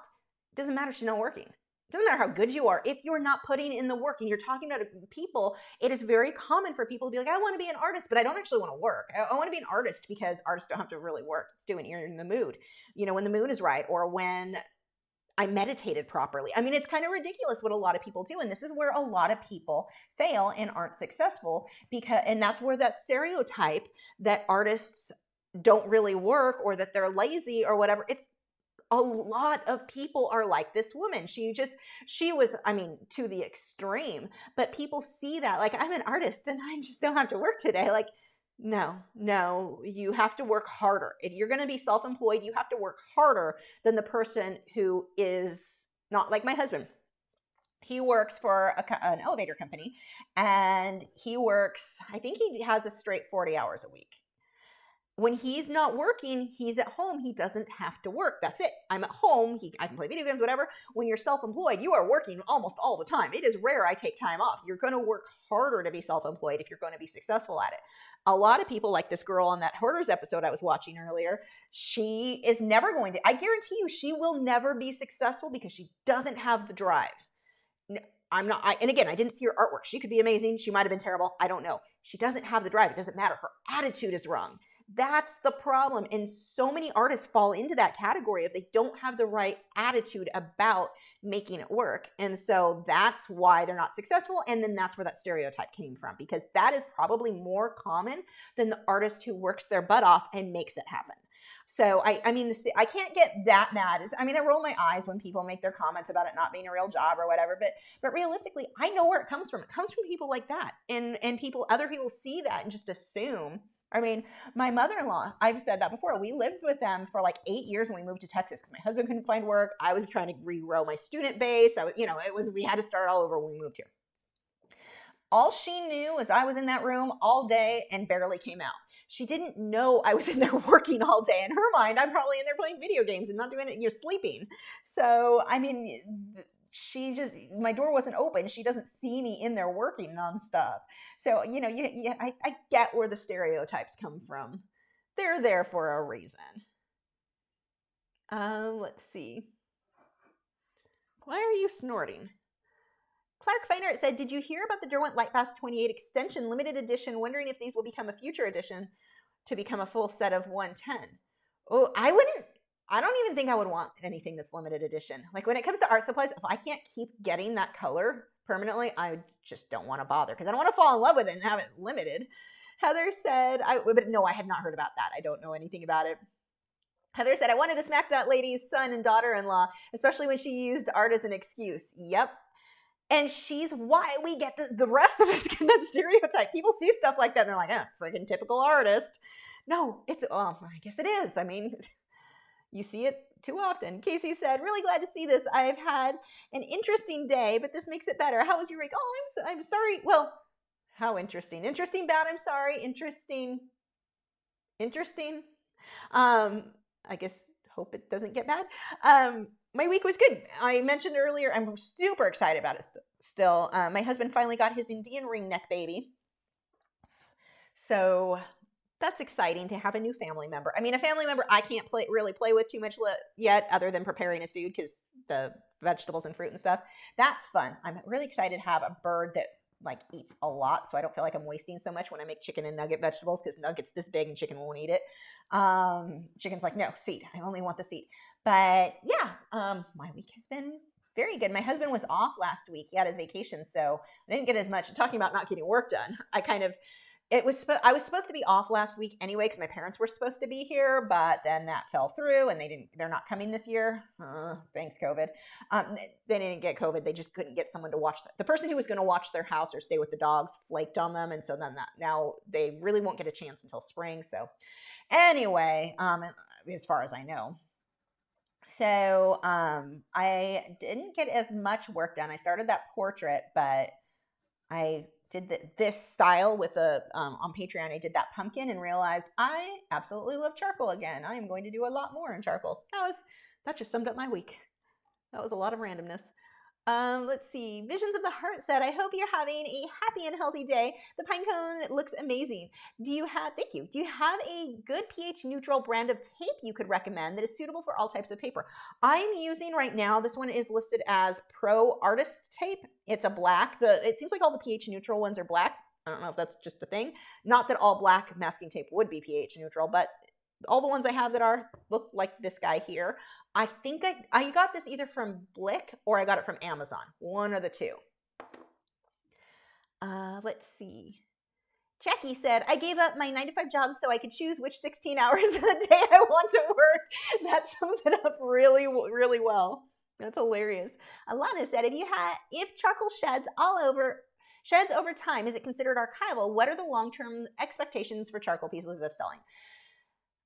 This is why I want to spray it because it's going to make it last longer and of course put it behind, frame it. But I have charcoal just to give you an idea. I do have a charcoal piece. I don't know how it happened, but at some point the glass broke on it. It was one I did as a teenager. It is still hanging in my old bedroom at my parents' house and it looks the same to me. I don't see a big difference. So, and it's not even behind glass anymore. It stays a pretty long time. It's not that, I want to say it's not that big of a deal. I just choose to take the precautions of spraying things. That's just what I do. But I mean, you'll have charcoal pieces from hundreds of years ago that are still like the paper starts deteriorating in many cases before the charcoal itself. But in order to keep it looking as much as possible like it was when they bought it, that's why I choose to spray. But yeah, no, I have no problem selling a charcoal piece. Again, I'm spraying it, and I let the buyer has to know, you need to put this behind glass. This has to be behind glass. And yeah. Casey said, yeah, I saw him. Sushi, right? I'm still figuring out what interesting means. Yes, Sushi is his name. He's really cute. Dan said, speaking of stereotypes, my parents and I adopted a Chihuahua puppy. He's the sweetest, least aggressive Chihuahua. He's too busy peeing on your floor to be aggressive. Sorry, I've lived with Chihuahuas. I think Chihuahuas are adorable, though. My friend has some. They're super cute.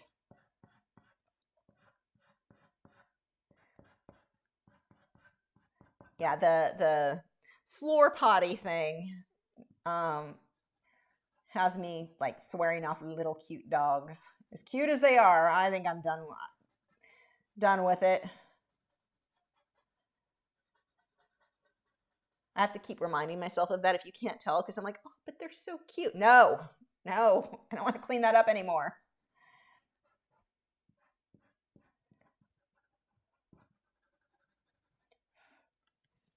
I don't know if, well, you can't really see. There's almost no fallout on this. I love this paper. I used to use smoother paper, ton of fallout.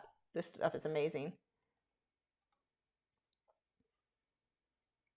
But congratulations on adopting, by the way, as I read that again, congratulations on adopting your Chihuahua puppy. They really are adorable. My friend has two. One of them, she comes and she lays on her chest. Like that is where she is going to lay. I'm going to cuddle up on mom's chest. There are no questions. That is just all the time where she lays. So freaking cute. So sweet.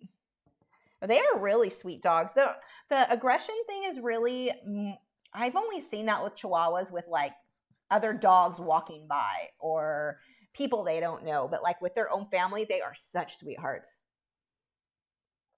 Sarah said, I've heard the number one answer to what to do if you would, let's see if I can read that. Sorry. I've heard the number one answer to what do you want to be when you grow up from teens is YouTuber. Unfortunately, a lot of those kids mean they want to get paid to goof off. Yeah, I mean, I get it because it's almost like the, I want to be famous. I want to be a movie star. I want to, like, it doesn't really happen that much. Like, Joseph said, has no one ever trained a dog to use a litter box ever? Oh, yes, I did. Mine were trained. They had a crate that when I had my Italian Greyhounds, they had their crate with pee pads in them. So it was like going into a box, a good size, area. They knew to go to the bathroom. But with little dogs, they tend to decide, I don't feel like walking across the room. That's like way over there, and I could just go right here. So I'm going to just go right here. No matter how much training you go into, people are like, well, my dog never has an accident. Have you heard of black lights? I suggest you look around the house because chances are your dog has found another spot she's been going in. You just don't know it yet because it's such small amounts. You're just not aware yet. Black lights. They will show you what happens. But yeah, no, I mean, you can train the dog to go in that spot. It's just with a lot of the little breeds, they're just like, meh, it's over there. I'm over here. I'm just going to go here. Rose said, are you short-sighted or long-sighted? I'm short-sighted myself. I'm having a problem. One eye sees great far away, but not up close, and then the reverse on the other one. So I need to get my prescription adjusted because like this eye right now, everything is blurry. So in the glasses, nope, still blurry. This one is, I don't know. This distance isn't bad, but yeah, I'm both, I guess. But YouTube, I don't mind if kids want to become YouTubers. I think that's pretty cool. The thing is they have to figure out what they're going to do it for. There was one, it was just the saddest story. He is no longer with us, and I don't want to say anything, well, because kids might be watching, even though it's not for kids, YouTube. And YouTube would filter, anyway, the content. But there was a kid, he was a teenager, or I think he was a teenager, early 20s. I'm pretty sure he was a teenager, him and his I think they were married. They had a little girl. And his big thing, like they showed the videos of this kid, this was a few years back. His big thing, I'm going to be a YouTuber, I'm going to be famous. And he kept doing stunts. And he is no longer with us because of this crap of trying to do stupid crap just to get views. And like it showed him at a carnival or something telling other kids, I'm a YouTuber. And it's like, he didn't at the time have a following until he screwed up permanently. But it was the saddest thing to watch this kid so desperate. And you see the same thing. I mean, I'm from Southern California. The people who are, I want to be an actor, and the things that they'll do thinking that that's going to get them well known and famous, and it's going to get me attention, and I'm going to go hang out with these people. It's just, yeah, that like they want to be famous for the sake of being famous, but they don't want to do anything productive to get themselves there. Like you're not just going to be a YouTuber. Like, what are you going to do? What content are you going to produce? What are you going to do that is interesting to people? What are you going to be good at? And I think that's something that a lot of kids, just in general these days, they want attention. It's kind of like we moved into this period where everybody gets a trophy. Everybody's opinion matters just so much, even though they haven't researched why they have that opinion, this sort of thing. Everything I want, mommy and daddy gave me everything I wanted. No one ever told me no. And they think that they're special just for the sake of being special, not for working to be good. They didn't get a trophy because they worked extra hard to be the best softball pitcher, or, to do, like, I look at growing up, my friend, she put so much work into being, and she was the best in that area. Like, she was good. Got a full college ride. She was amazing. She worked so hard to do that. She didn't get a participation trophy. Again, age difference there because this was the 80s and 90s. But she worked hard to achieve what she wanted. And now we've got this generation of kids who wants the outcome without putting in the work. They think that just because I exist, everyone should think I'm amazing and special. And it's sad because I think a lot of kids end up being depressed because of this, or teenagers, or, early young adults, because they are like, why isn't everyone just praising me for everything that I do? Growing up, I got a trophy just for showing up. And it's like, you didn't learn to be good at anything. You didn't put in the work to be good at anything. I don't care if it's music, if it's art, if it's skateboarding, if it's whatever. Figure out what it is you want to be good at and work towards it. It can be anything you want, but you have to work towards it. And so many of these kids, you're seeing that a lot, where people are like, I want to be a YouTuber. Okay, what are you going to work towards to make that happen? You can do it. I love you. That's part of my job description, is being a YouTuber. But what are you going to do? What content, what value are you going to provide? Your existence is not value to the outside viewer. Value to your parents, to your family, to your friends? Sure. Value to somebody else watching? No. What are you going to offer them of value? And I think that's where a lot of these kids, somebody just needs to say, you can do this, but what are you going to be good at? What are you going to excel in? And just that I think is a thing that so many are missing now. Let's see. AG said, my chihuahua was well aware that he was not supposed to pee in the house, and he did anyway when no one was looking. Little dogs just don't care. Yep.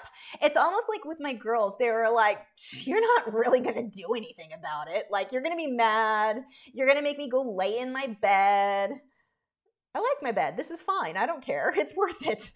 Let's see. Dan said, Zuma, the puppy, is making, I like that name, that's cute, is making progress with the housebreaking. He also loves my cousin's dogs. Oh, so here's the thing. If you've got a boy, one of the things, like, I really like with boy dogs, belly bands. Like, if you have a problem, and I'm not saying that's how you housebreak, like, they should always wear one. But if it ends up being an issue, it's one thing I really like with male dogs, are the belly bands. If it does become an issue, they're handy. Google that. Let's see. Sarah said, I went to school in the 90s, and if you waited long enough, you would get an award for something. Yeah, it really, for me, I mean, I was in high school in the 90s. I graduated in 95. We really didn't have any of that. Like, you had to work. If you wanted to get an award for something, you were going to work your butt off to get it. Chris said, people see the Kardashians and see that you don't have to be talented to do work to become famous.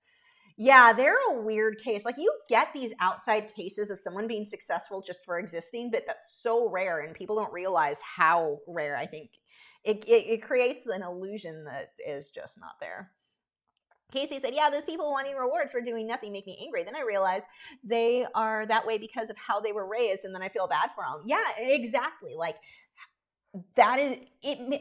I'm right there with you. I feel bad too. I get frustrated, but I also feel bad because it's like, did nobody ever told them? And we all knew. We watched them growing up, going, "That's going to be a problem." But these trophies for nothing, like that's going to bite us all in the butt because the rest of us are going to have to deal with it. And sure enough, like I get, you want all the kids to feel good, but you also that you're teaching them they don't have to really work any harder than somebody else to all get the same outcome, and that shouldn't be the case. Like, yes, there should be a reward just for trying. I'm with you. Take all the kids who didn't win the softball team still gets to go to a pizza party. But there should be some, like, they're not really working towards something, working towards getting that trophy, working towards something extra. It's not, you're not doing them any favors by giving them something for nothing. Like, here's an example. My mom, a lady or a guy who used to work with her, they have a granddaughter who had a lot of health problems when she was younger.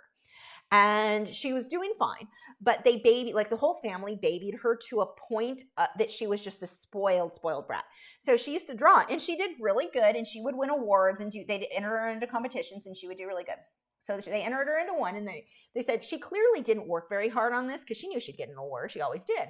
So she didn't work very hard. She didn't get an award. Didn't get anything that day. The family scrambled so hard to get out there and buy a fake a ribbon, but like, when they came back, and because the girl had a freaking tantrum because it was her first time losing. That's a lesson we need to learn. People need to learn what that's like, and that's a part of life, that you have to, that you don't always win. Or in her case, she just didn't put in the same amount of effort. And they went out and found this girl a ribbon and came back and said, "Oh no, the judge made a mistake. You won."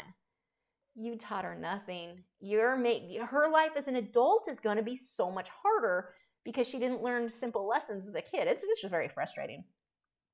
Let's see. Gail said, "Years ago, I trained our large lop-eared rabbit, Nestle, to use an old broiling pan as a litter box. It looked so funny when he'd sit in it in such deep concentration." Oh my gosh. Dion said, "Media, like any other product, is dependent on quality and taste, I think." Yes. Fiddle Jewel, every time I see your name, I always think my brain wants to finish that as Fiddle Leaf Fig, because I have one over there, and every time I see that, my brain, for some reason, anyway, no one cares. Fiddle Leaf Jewel said, no, see, Fiddle Jewel, not Fiddle Leaf. My gosh, see, I told you.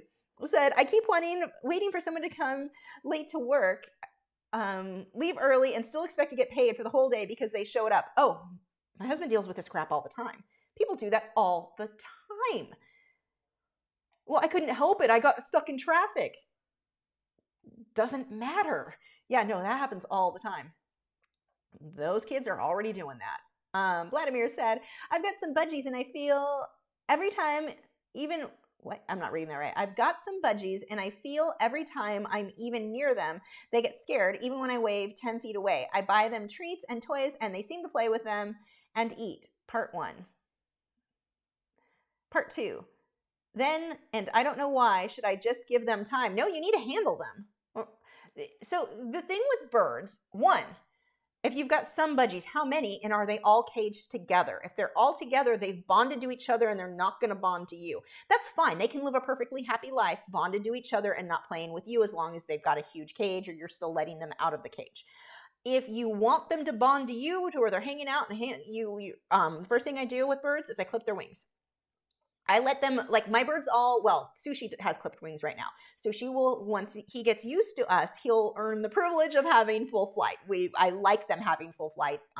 The way we're set up, it works out really well, but he's got to earn that privilege.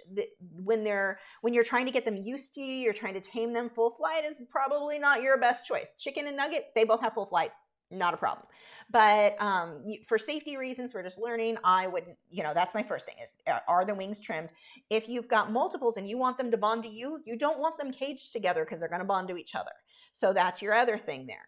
And that's fine. A bird can be perfectly happy, bonded to another bird, not a problem. As long as he's got that social interaction, I'm happy. But you don't want him in the cage all the time. You still want to get them used to, coming out, hanging out, whether it be sitting on the top of the cage, whatever. I would still want them to have more activity. Hopefully it's a very, very large cage, but yeah, those are kind of your first steps, and then start working with them. They're not, if you leave them in their cage all the time, they're not just magically going to be tame. That doesn't work. You may look into contacting somebody if you can find a trainer on training a bird. I'm not going to tell you how I train them because I don't want somebody trying it. It's not mean. It's holding them in a way that calms them. It takes me about an hour to get a bird that's completely wild to be completely tame. But I'm not going to walk you through that, because if you don't know what you're doing, you could actually, overly stress the bird or harm them or something. So I'm not going to go into that as far as the description goes. Before anyone yells at me, I'm not hurting the birds. But anyway, if you can find a trainer local to you that might be able to help you with that. But no, they're not just going to, like, suddenly I'm used to you and I'm tame. I don't know how long you've had them, but the longer you ignore them and just leave them in their cage to their own devices, the harder it's going to be to get them to where they're comfortable with you. You need to be handling them. You're going to get bit. If they're wild right now, you are going to get bit. I get bit all the time. Chicken randomly will have an attitude and be like, I think you might be putting me in my cage. I'm mad, chomp. So, you have to get over the fear of being bitten, especially on a parakeet. Those little guys, they're not going to do that much damage. Not like a macaw. I know that firsthand. But, yeah, I mean, those are, I guess, my tips. It I guess depends on what your end goal is on how tame you want them to be. But clipping the wings, step one. If you don't know how to do them, please don't do them yourself. Take them somewhere. Have somebody come. Some vets will come to your home and do it. That would be step one for me on getting them comfortable. Yeah, I don't know how helpful that was for you. Let's see. Susan said, the other challenge with everyone being a winner is you never learn how to be a gracious winner. You don't learn how to be a gracious winner, and you don't learn how to be a loser. Or, I don't mean loser as in you're a loser, but you don't learn how to not win every time. You don't, God, how many art competitions I was in when I was younger that I didn't win anything. And that is a lesson you need to learn, and you need to learn how to handle it. You need to learn that that's just life. And I feel like so many of these kids are, they're getting rid of, in some of these college valedictorian, I can't say it, because that kid worked harder, and that might make some other kid feel lesser than because he didn't get the same rewards, or he wasn't acknowledged as much as the person who worked hard. It's ridiculous, the things that we're doing to try to make everyone even. You know what? You're not even. We're not all even. We're all equal. We're not all even. Some of us are going to work harder. Some of us make different choices. This attitude that we all have to have the same outcome. We all make different choices. We're all free to make those different choices, and we have to learn how to deal with the consequences of those choices. Vladimir said, okay, got that one. Casey said, I wasn't as bad. But I was like that when I was younger. I've since learned to correct myself. It still happens to me, but I won't complain about it. But I do try to fix it. Yeah, and it's sad because it's like we've raised a generation to not, like, I'm sad that you've had to work on that. I'm sad that you didn't grow up knowing it's not like that, But good for you. Clark Fine Art said, losing gracefully is a hard but valuable lesson to learn. Sadly, not a lot of young people learn it these days. No, and too many young people, when they don't get their way, they just have a full-blown freaking tantrum. It's ridiculous watching how some of these kids act when they don't get their way on something. And it's like, you can't always win. You don't always get your way. Like, oh my gosh, it's crazy. It's sad. Because how miserable, that's the thing. How unhappy, if somebody reacts that way when they don't get their way, how unhappy are they really in life? Like, if I don't get my way, I'm like, meh, I'll try harder next time, or I need to change this, or whatever, it's fine. But some people can't, like, it's crazy watching how some people cannot handle it. And it's like, that is just a sad way to go through life. Clark Fine Art said, chicken chomps, lol. I have a son, Conyer, who's the same when he thinks he has to go into his room, his cage. Yup, chicken gets his little chicken attitude sometimes. Let's see. Luminaria said, I know Derwent Inktense. Oh, I think I missed part of your question or comment. I do like Derwent Inktense. The person who keeps typing, I can't hear anything. Well, I'd give you advice, but your settings are screwed up, so I'm sorry, can't help you. You won't hear anything because you have your system muted.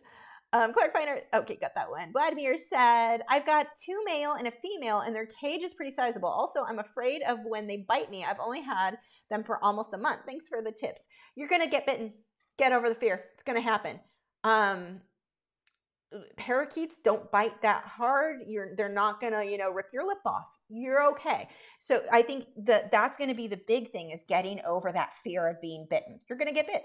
That's, that's normal. They're going to test you. Expect it. I think that's kind of the first thing. And don't do this crap. I'm going to touch you. No, I'm not. You bit at me. I'm going to do this. I'm going to do this. You're essentially almost teasing them. You're screwing with them. It's not helping you. You're making it worse. If you're going to pick up that bird, you go in and you let them bite you and you don't pull back. You just go for it. Don't do this constantly. I see people do that all the time, and I'm like, oh God, you're making it worse.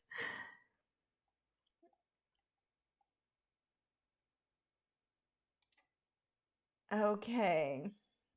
Mr. Micro said, I trained an Amazon blue point parrot in a cage to 1 year, 8. Later being able to pet his belly while he was laying in my hands. Taught him to say a couple of words working in a pet store in high school. That's awesome. I had a blue friend at Amazon. It's probably the same thing. There'll be different common names, but that's the main bird I had growing up as a teenager. I ended up selling him to a breeder. I thought it was a she. I always called it a she. Her name was Chelsea. Chelsea was actually a he, and when Chelsea became a mature adult, didn't know what to do with those mature adult feelings. And so I couldn't handle him anymore. It wasn't like I couldn't even get near the cage to feed anymore because he was so aggressive with his mature adult feelings, or mature adult emotions, we'll call it. So I found a really good breeder who had these huge, beautiful flights outdoors to California, Southern California. So the weather was great. And Chelsea got to go get a wife. Chelsea's life was good. But yeah, I didn't have... yeah, Chelsea was an awesome bird. That bird had a better vocabulary than I do. Not that that's that hard to top, but still, that bird, he, I still, my brain still says she, because for 7.5 years or whatever, I called it a she. We never had her. You could do DNA testing back then, but it wasn't as easy as it is now, because that was back, in the 80s. But yeah, that is my blue friend at Amazon story. That was my baby most of my growing up years. Rose said, are there any visual art diaries you recommend for graphite drawings? No, because I don't really use them myself. Not because they're not cool. It's just I don't have time, so I really can't give you. Maybe somebody else can give you some suggestions.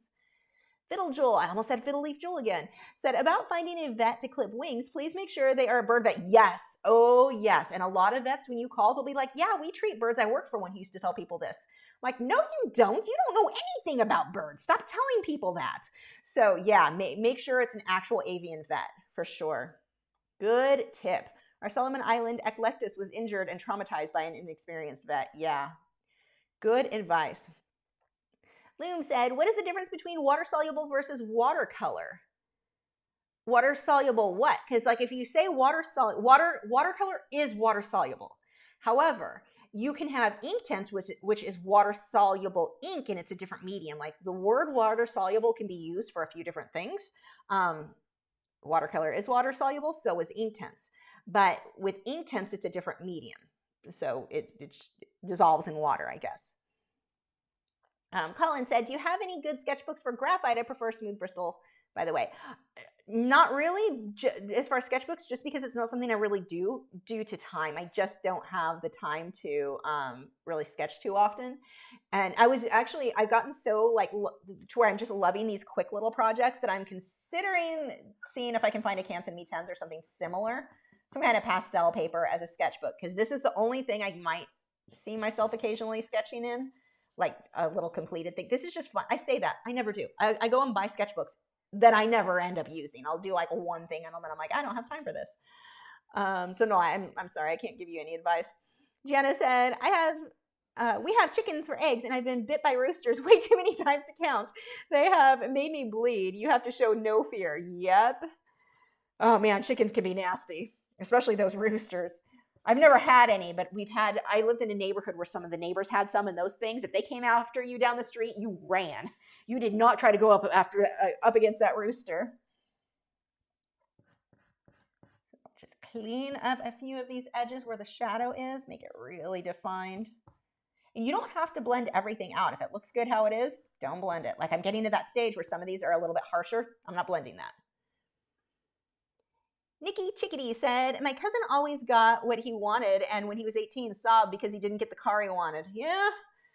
What a sad way, like in the difference, like for me, I find myself like, example, I was kind of laughing at myself recently because I'm so grateful for a grown-up bed. I've slept on a futon most of my life, like most of my adult life was sleeping on a futon. My husband snores, so I would just go lay on the couch, which was a futon when we were younger. And then I was like, oh, that's just convenient, so I'll stick with futon. When we moved into this house and I got like my own non-snoring room, and I have a bed. It's not like an expensive bed, but it's a bed that's not a futon. I appreciate that so much more than most people who have just having a normal bed for granted that doesn't fold up and have a dip in the middle, so you're sleeping all messed up and your back is already bad, so all around not a good thing. You learn to appreciate things when you weren't spoiled and you weren't just given everything. Like it seems like such a sad way to live, to not be able to really appreciate the little things. Loom said, what do you recommend using mostly on watercolor paper? I just got watercolor paper for the first time. I like either Inktense or watercolor pencils are like my water soluble graphite's another good one. Any of those three, you're going to have fun.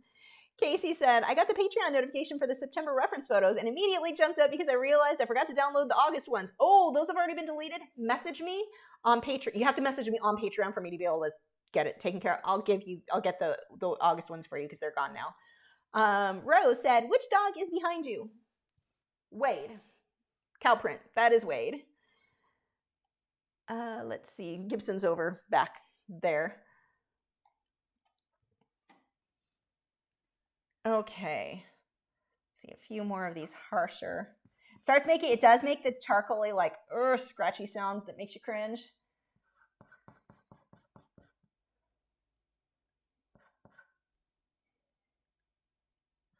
I think I'm missing. Let's throw one back here. I think there was. Actually, I kind of regret doing that. Meh, whatever. We're just going to blend you out a bit. I'm not going to put one back there. That looks terrible. Andrea said, I grew up with chickens many moons ago. I also had parakeets and Quaker parrots. Trust me when I say I would rather be pecked by a chicken than a little hook beak or the little hook beak bird. Oh, yes. Yes, that is true. But it's not that big of a, like, I don't know. I mean, I grew up with macaws and Amazons and cockatoos, along with, I had my cockatiel as a kid and a lot of parakeets as a kid. I had parakeets like when I was really little. I've been bitten so many times that you just like, okay, another day. It's funny, the breeder, Mount Snake breeder, he has macaws and cockatoos, and he posted today a photo of his hand, just all big old bite mark in it and bleeding, and it was just a horrible, cringeworthy mess. So he was on the phone, an important phone call, and his cockatoo and macaw got into it with each other, and he saw that they were going to fight, and so he went after, to stop them, and his way was to put his hand there. The cockatoo latched on, and he just kind of walked it while on this important call to the thing, but it looked bad, but it's like, you just get so used to that when you're with birds that it doesn't happen often with mine, but and I've got little ones now, but it's like, you have to not cringe. You just have to go for it. Mr. Micro said, do you remember watercolor or water beds? Yes, I had them. They thought that would be good for my back when I was a kid because I started having back problems really young. Oh my God, I love mine so much, especially being able to heat the water. Did you ever have one of those? I thought it was the best sleep ever. I did. I had one when I was like, God, how old was I at the time? Maybe 4 or 5 years old. Like I was young. And then we had bunk beds after that when my sister was old enough to be, my sister's 4 years old. So when she was old enough to need like a bed, they did the bunk beds. And then when I was maybe a preteen, trying to think, I don't remember how old I was. I got another one because again, with the back, for some reason, everyone thought that was going to be the solution to back problems. I was like, get a water bed. I don't remember if it made a difference or not, but I do remember that water bed. And the big elaborate, like the headboards had all the little shelves that I could put things in. Rose said, hand feeding ducks is one of the best experiences. I have never done that. Andrea said, I love the big parrots, but I'm afraid of them, so I'll admire them from afar. Yeah, the fear, I think because I grew up, I'd been bitten so many times, and I grew up with birds. Like, I never really had the fear. I have respect for them, absolutely, but the like definite fear. I'm not saying I want to be bit. It's just like, I mean, that's birds. I always, when I worked at the pet stores, people coming in, what kind of bird is good for my 4-year-old? A golden retriever, not a bird, or a stuffed bird, like a stuffed animal. Like, no, no. Because most kids, I mean, I was a little bit weird with the animals, but I was around so many of them. But yeah, most kids, it's like, nope, not a good fit. Because if the mom is afraid of the birds, which was usually going to be the case, that kid, like, no, your kid is getting bit. That's a part of having birds. Janice said, for tinted paper like charcoal, pastels, what colors do you think are best? I've been using pencil crayons on construction paper, and it's fun. The only thing with the construction paper, be aware, they probably are not light fast. Those will probably fade pretty fast. But I can't say what's the best, but right now I really enjoy black. I'm loving this dark gray. I also really like the blue. Like, I have a dark, it's almost a bluish gray. I don't know if I've used one I didn't like, honestly. I think it's going to be personal preference. I've used tan that I really liked.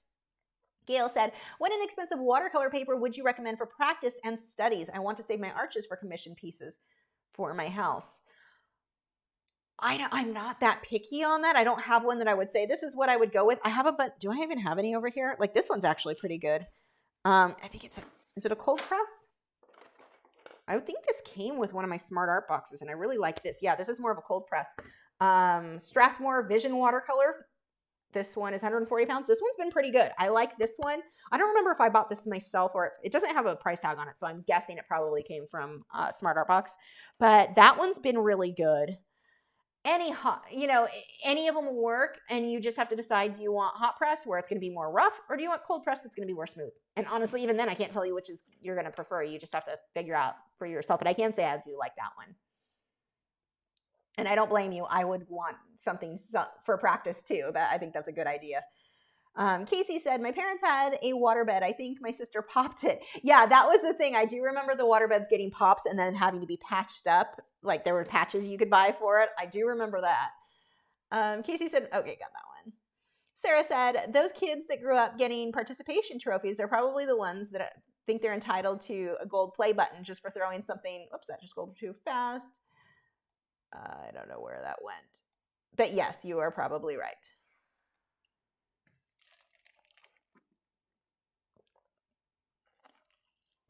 Oh, coffee. I mean, I'm pretty much done with this. I'm just, because we're here, I'm like, yeah, I'll just keep doing little sketches. You can keep fussing over it as long as you want. Pine cones are so fun. Like, they're so easy to make them, like, they just look so cool, and they're so easy to do. They're so forgiving. This would definitely, I need to add this to my list of when everyone's like, what's a good first subject for me? I usually say roses. You know, like roses, pine cones are really good. Like, there's little things that you can do the shading and making it fade out, but also if you miss a piece, like I'm missing no one knows. It's not a big deal. They're just a good practice thing for shading. Shaz said, your pine cone looks awesome. Thank you.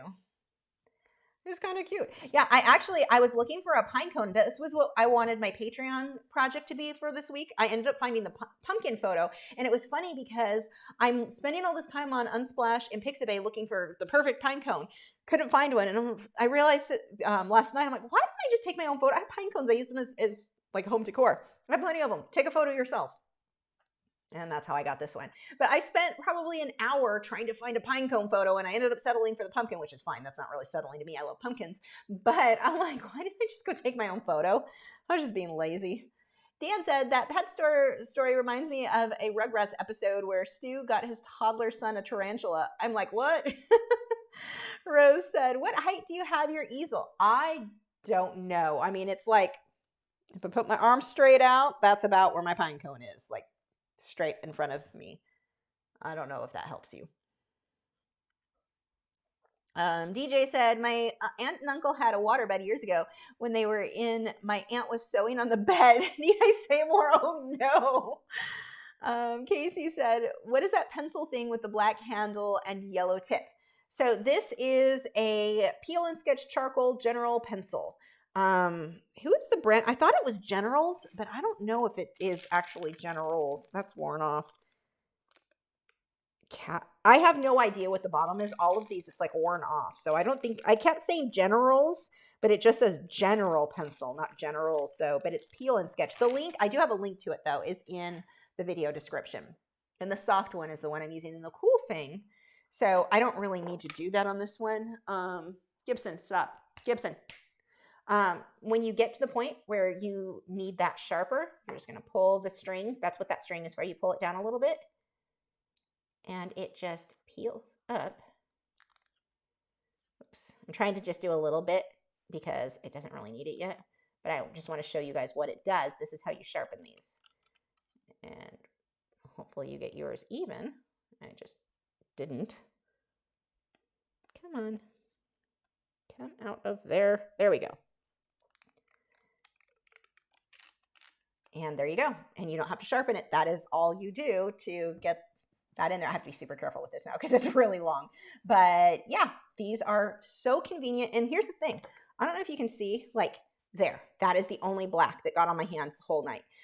Charcoal, one of the reasons that I used to use charcoal and then I stopped. I used to use the charcoal blocks and they're fast. I made a flipping mess with them. I would have charcoal, like the fallout would be all over there. I just rubbed the bottom of my easel and that's all that there was. There's hardly any fallout, but I would make such a mess with those charcoal blocks. And so I just got to where I'm like, yeah, I'm kind of over the charcoal thing. I'm getting too neurotic about wanting everything clean. It's not for me. These are amazing. They're pretty. They're not messy. Like I'm not all covered in charcoal. The feel of charcoal or chalk on my hands, like what, because you would have to touch the blocks, weirds me out too much. I'm weird. Couldn't do it. My hands are staying pretty clean. So this is what's kind of getting me back into really loving charcoal again. And I've always loved how charcoal looks. And how it performs. The messiness was a factor for me. But now this combination, and back when I used to use it, I didn't do a whole lot with the white and the black. But these two pencils, the white and the black together, I am so in love with. So yeah, there will be many pieces with these. Andrea said, love the Pinecone, makes me think of Christmas. I was going more for fall just to screw with Edgar because he's not a fan of pumpkin spice. I mean, it's not pumpkin spice, but it is fall related. So, that's where I was going with that one. Mr. Micro said, what's the art you loved the most but had to sell? Oh, I don't know. I can't think of anything because I don't actually market my stuff or try that hard to sell stuff. So I'm like, what have I sold that I was really attached to? I'm not sure. I can't think of anything because I currently have all of my favorites. Recently, there was that owl with the purple background. That one went to Australia. Fine, it did get there. Oh, I need to email him and let him know I got his message, and I keep forgetting. But yeah, that one got there. That one I really liked because that was on my own wall for so many years. I was just kind of attached to it. But I can't think of which one was no, I don't know. I've got nothing for you. I'm sorry. My favorites I currently have. Because whatever my newest ones are usually my favorites. So if I've had it for a few years, I get less attached to it. I'm more attached to the new ones. And so, most of what's in here are new ones and I still have them. Because I don't market anything. Alana said, okay, charcoal is way easier than I thought. Used to do only acrylics. You're introducing me to colored pencils and now charcoal. Thanks. Oh, I'm glad you liked it. Please tag me if you post online, Alana. I would love to see what yours came out like. Yeah, that charcoal is for portraits. Seriously, it is such a good medium for portraits. When I used to do commissions before I got weird about charcoal was one of the main mediums. I did that a lot. Not so much once I started with pet portraits, but human portraits. It is such a good medium because it blends so easy. You can get just such cool looks. And I love this look too when you start getting this softened. I don't like how this is. I wish I had a kneaded eraser up here, but I don't. But I love this soft look, where you fade things out. You can get just this really, oh, that's a harsh line. That's why I like kneaded erasers better. But you can get such a nice soft look for edges, for whatever. It's just so easy to control.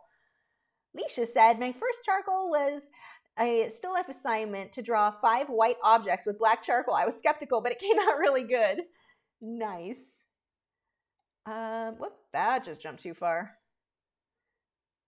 Where were we? Here we are. Luminaria said, are Crayola pencils water-soluble pencils? I would imagine it depends on what you get. Like if it's Crayola colored pencils, no, but they probably have Crayola watercolor pencils that would be. Like, I need more information. Casey said, question, what size is your Lachri mug with the fish? I am in ounces. In ounces, if you know. I have no idea. It's like a normal, I have it. It's just like a normal sized coffee mug, like normal. I have no idea how many ounces though, I'm sorry. Nikki Chicky said, when you first started painting at an easel, did you have problems with your shoulders hurting? My shoulders keep hurting and I'm having a hard time with finding a good height. I don't remember. It's been so many years. I really don't remember. I mean, I guess it makes sense because you have to get used to having your hand raised, but mine was by necessity because of my back. I can't draw like looking, I can't look down for any length of time. I don't remember if it was a problem or not. I'm sorry. I'm wondering, maybe? I just don't remember. It's been a long time.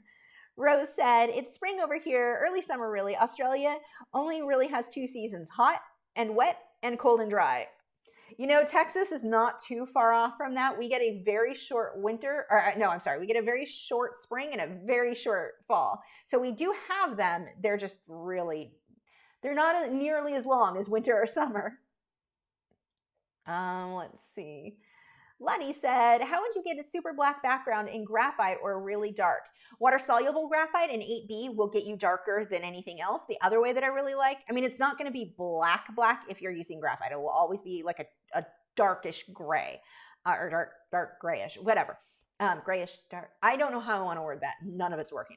But it's never really going to be like black. Water-soluble graphite, I think, is going to get you the darkest. Some people will use carbon pencil or charcoal. I don't love that because those are going to be very matte, whereas your graphite has a little bit of a sheen to it, even if you're super careful.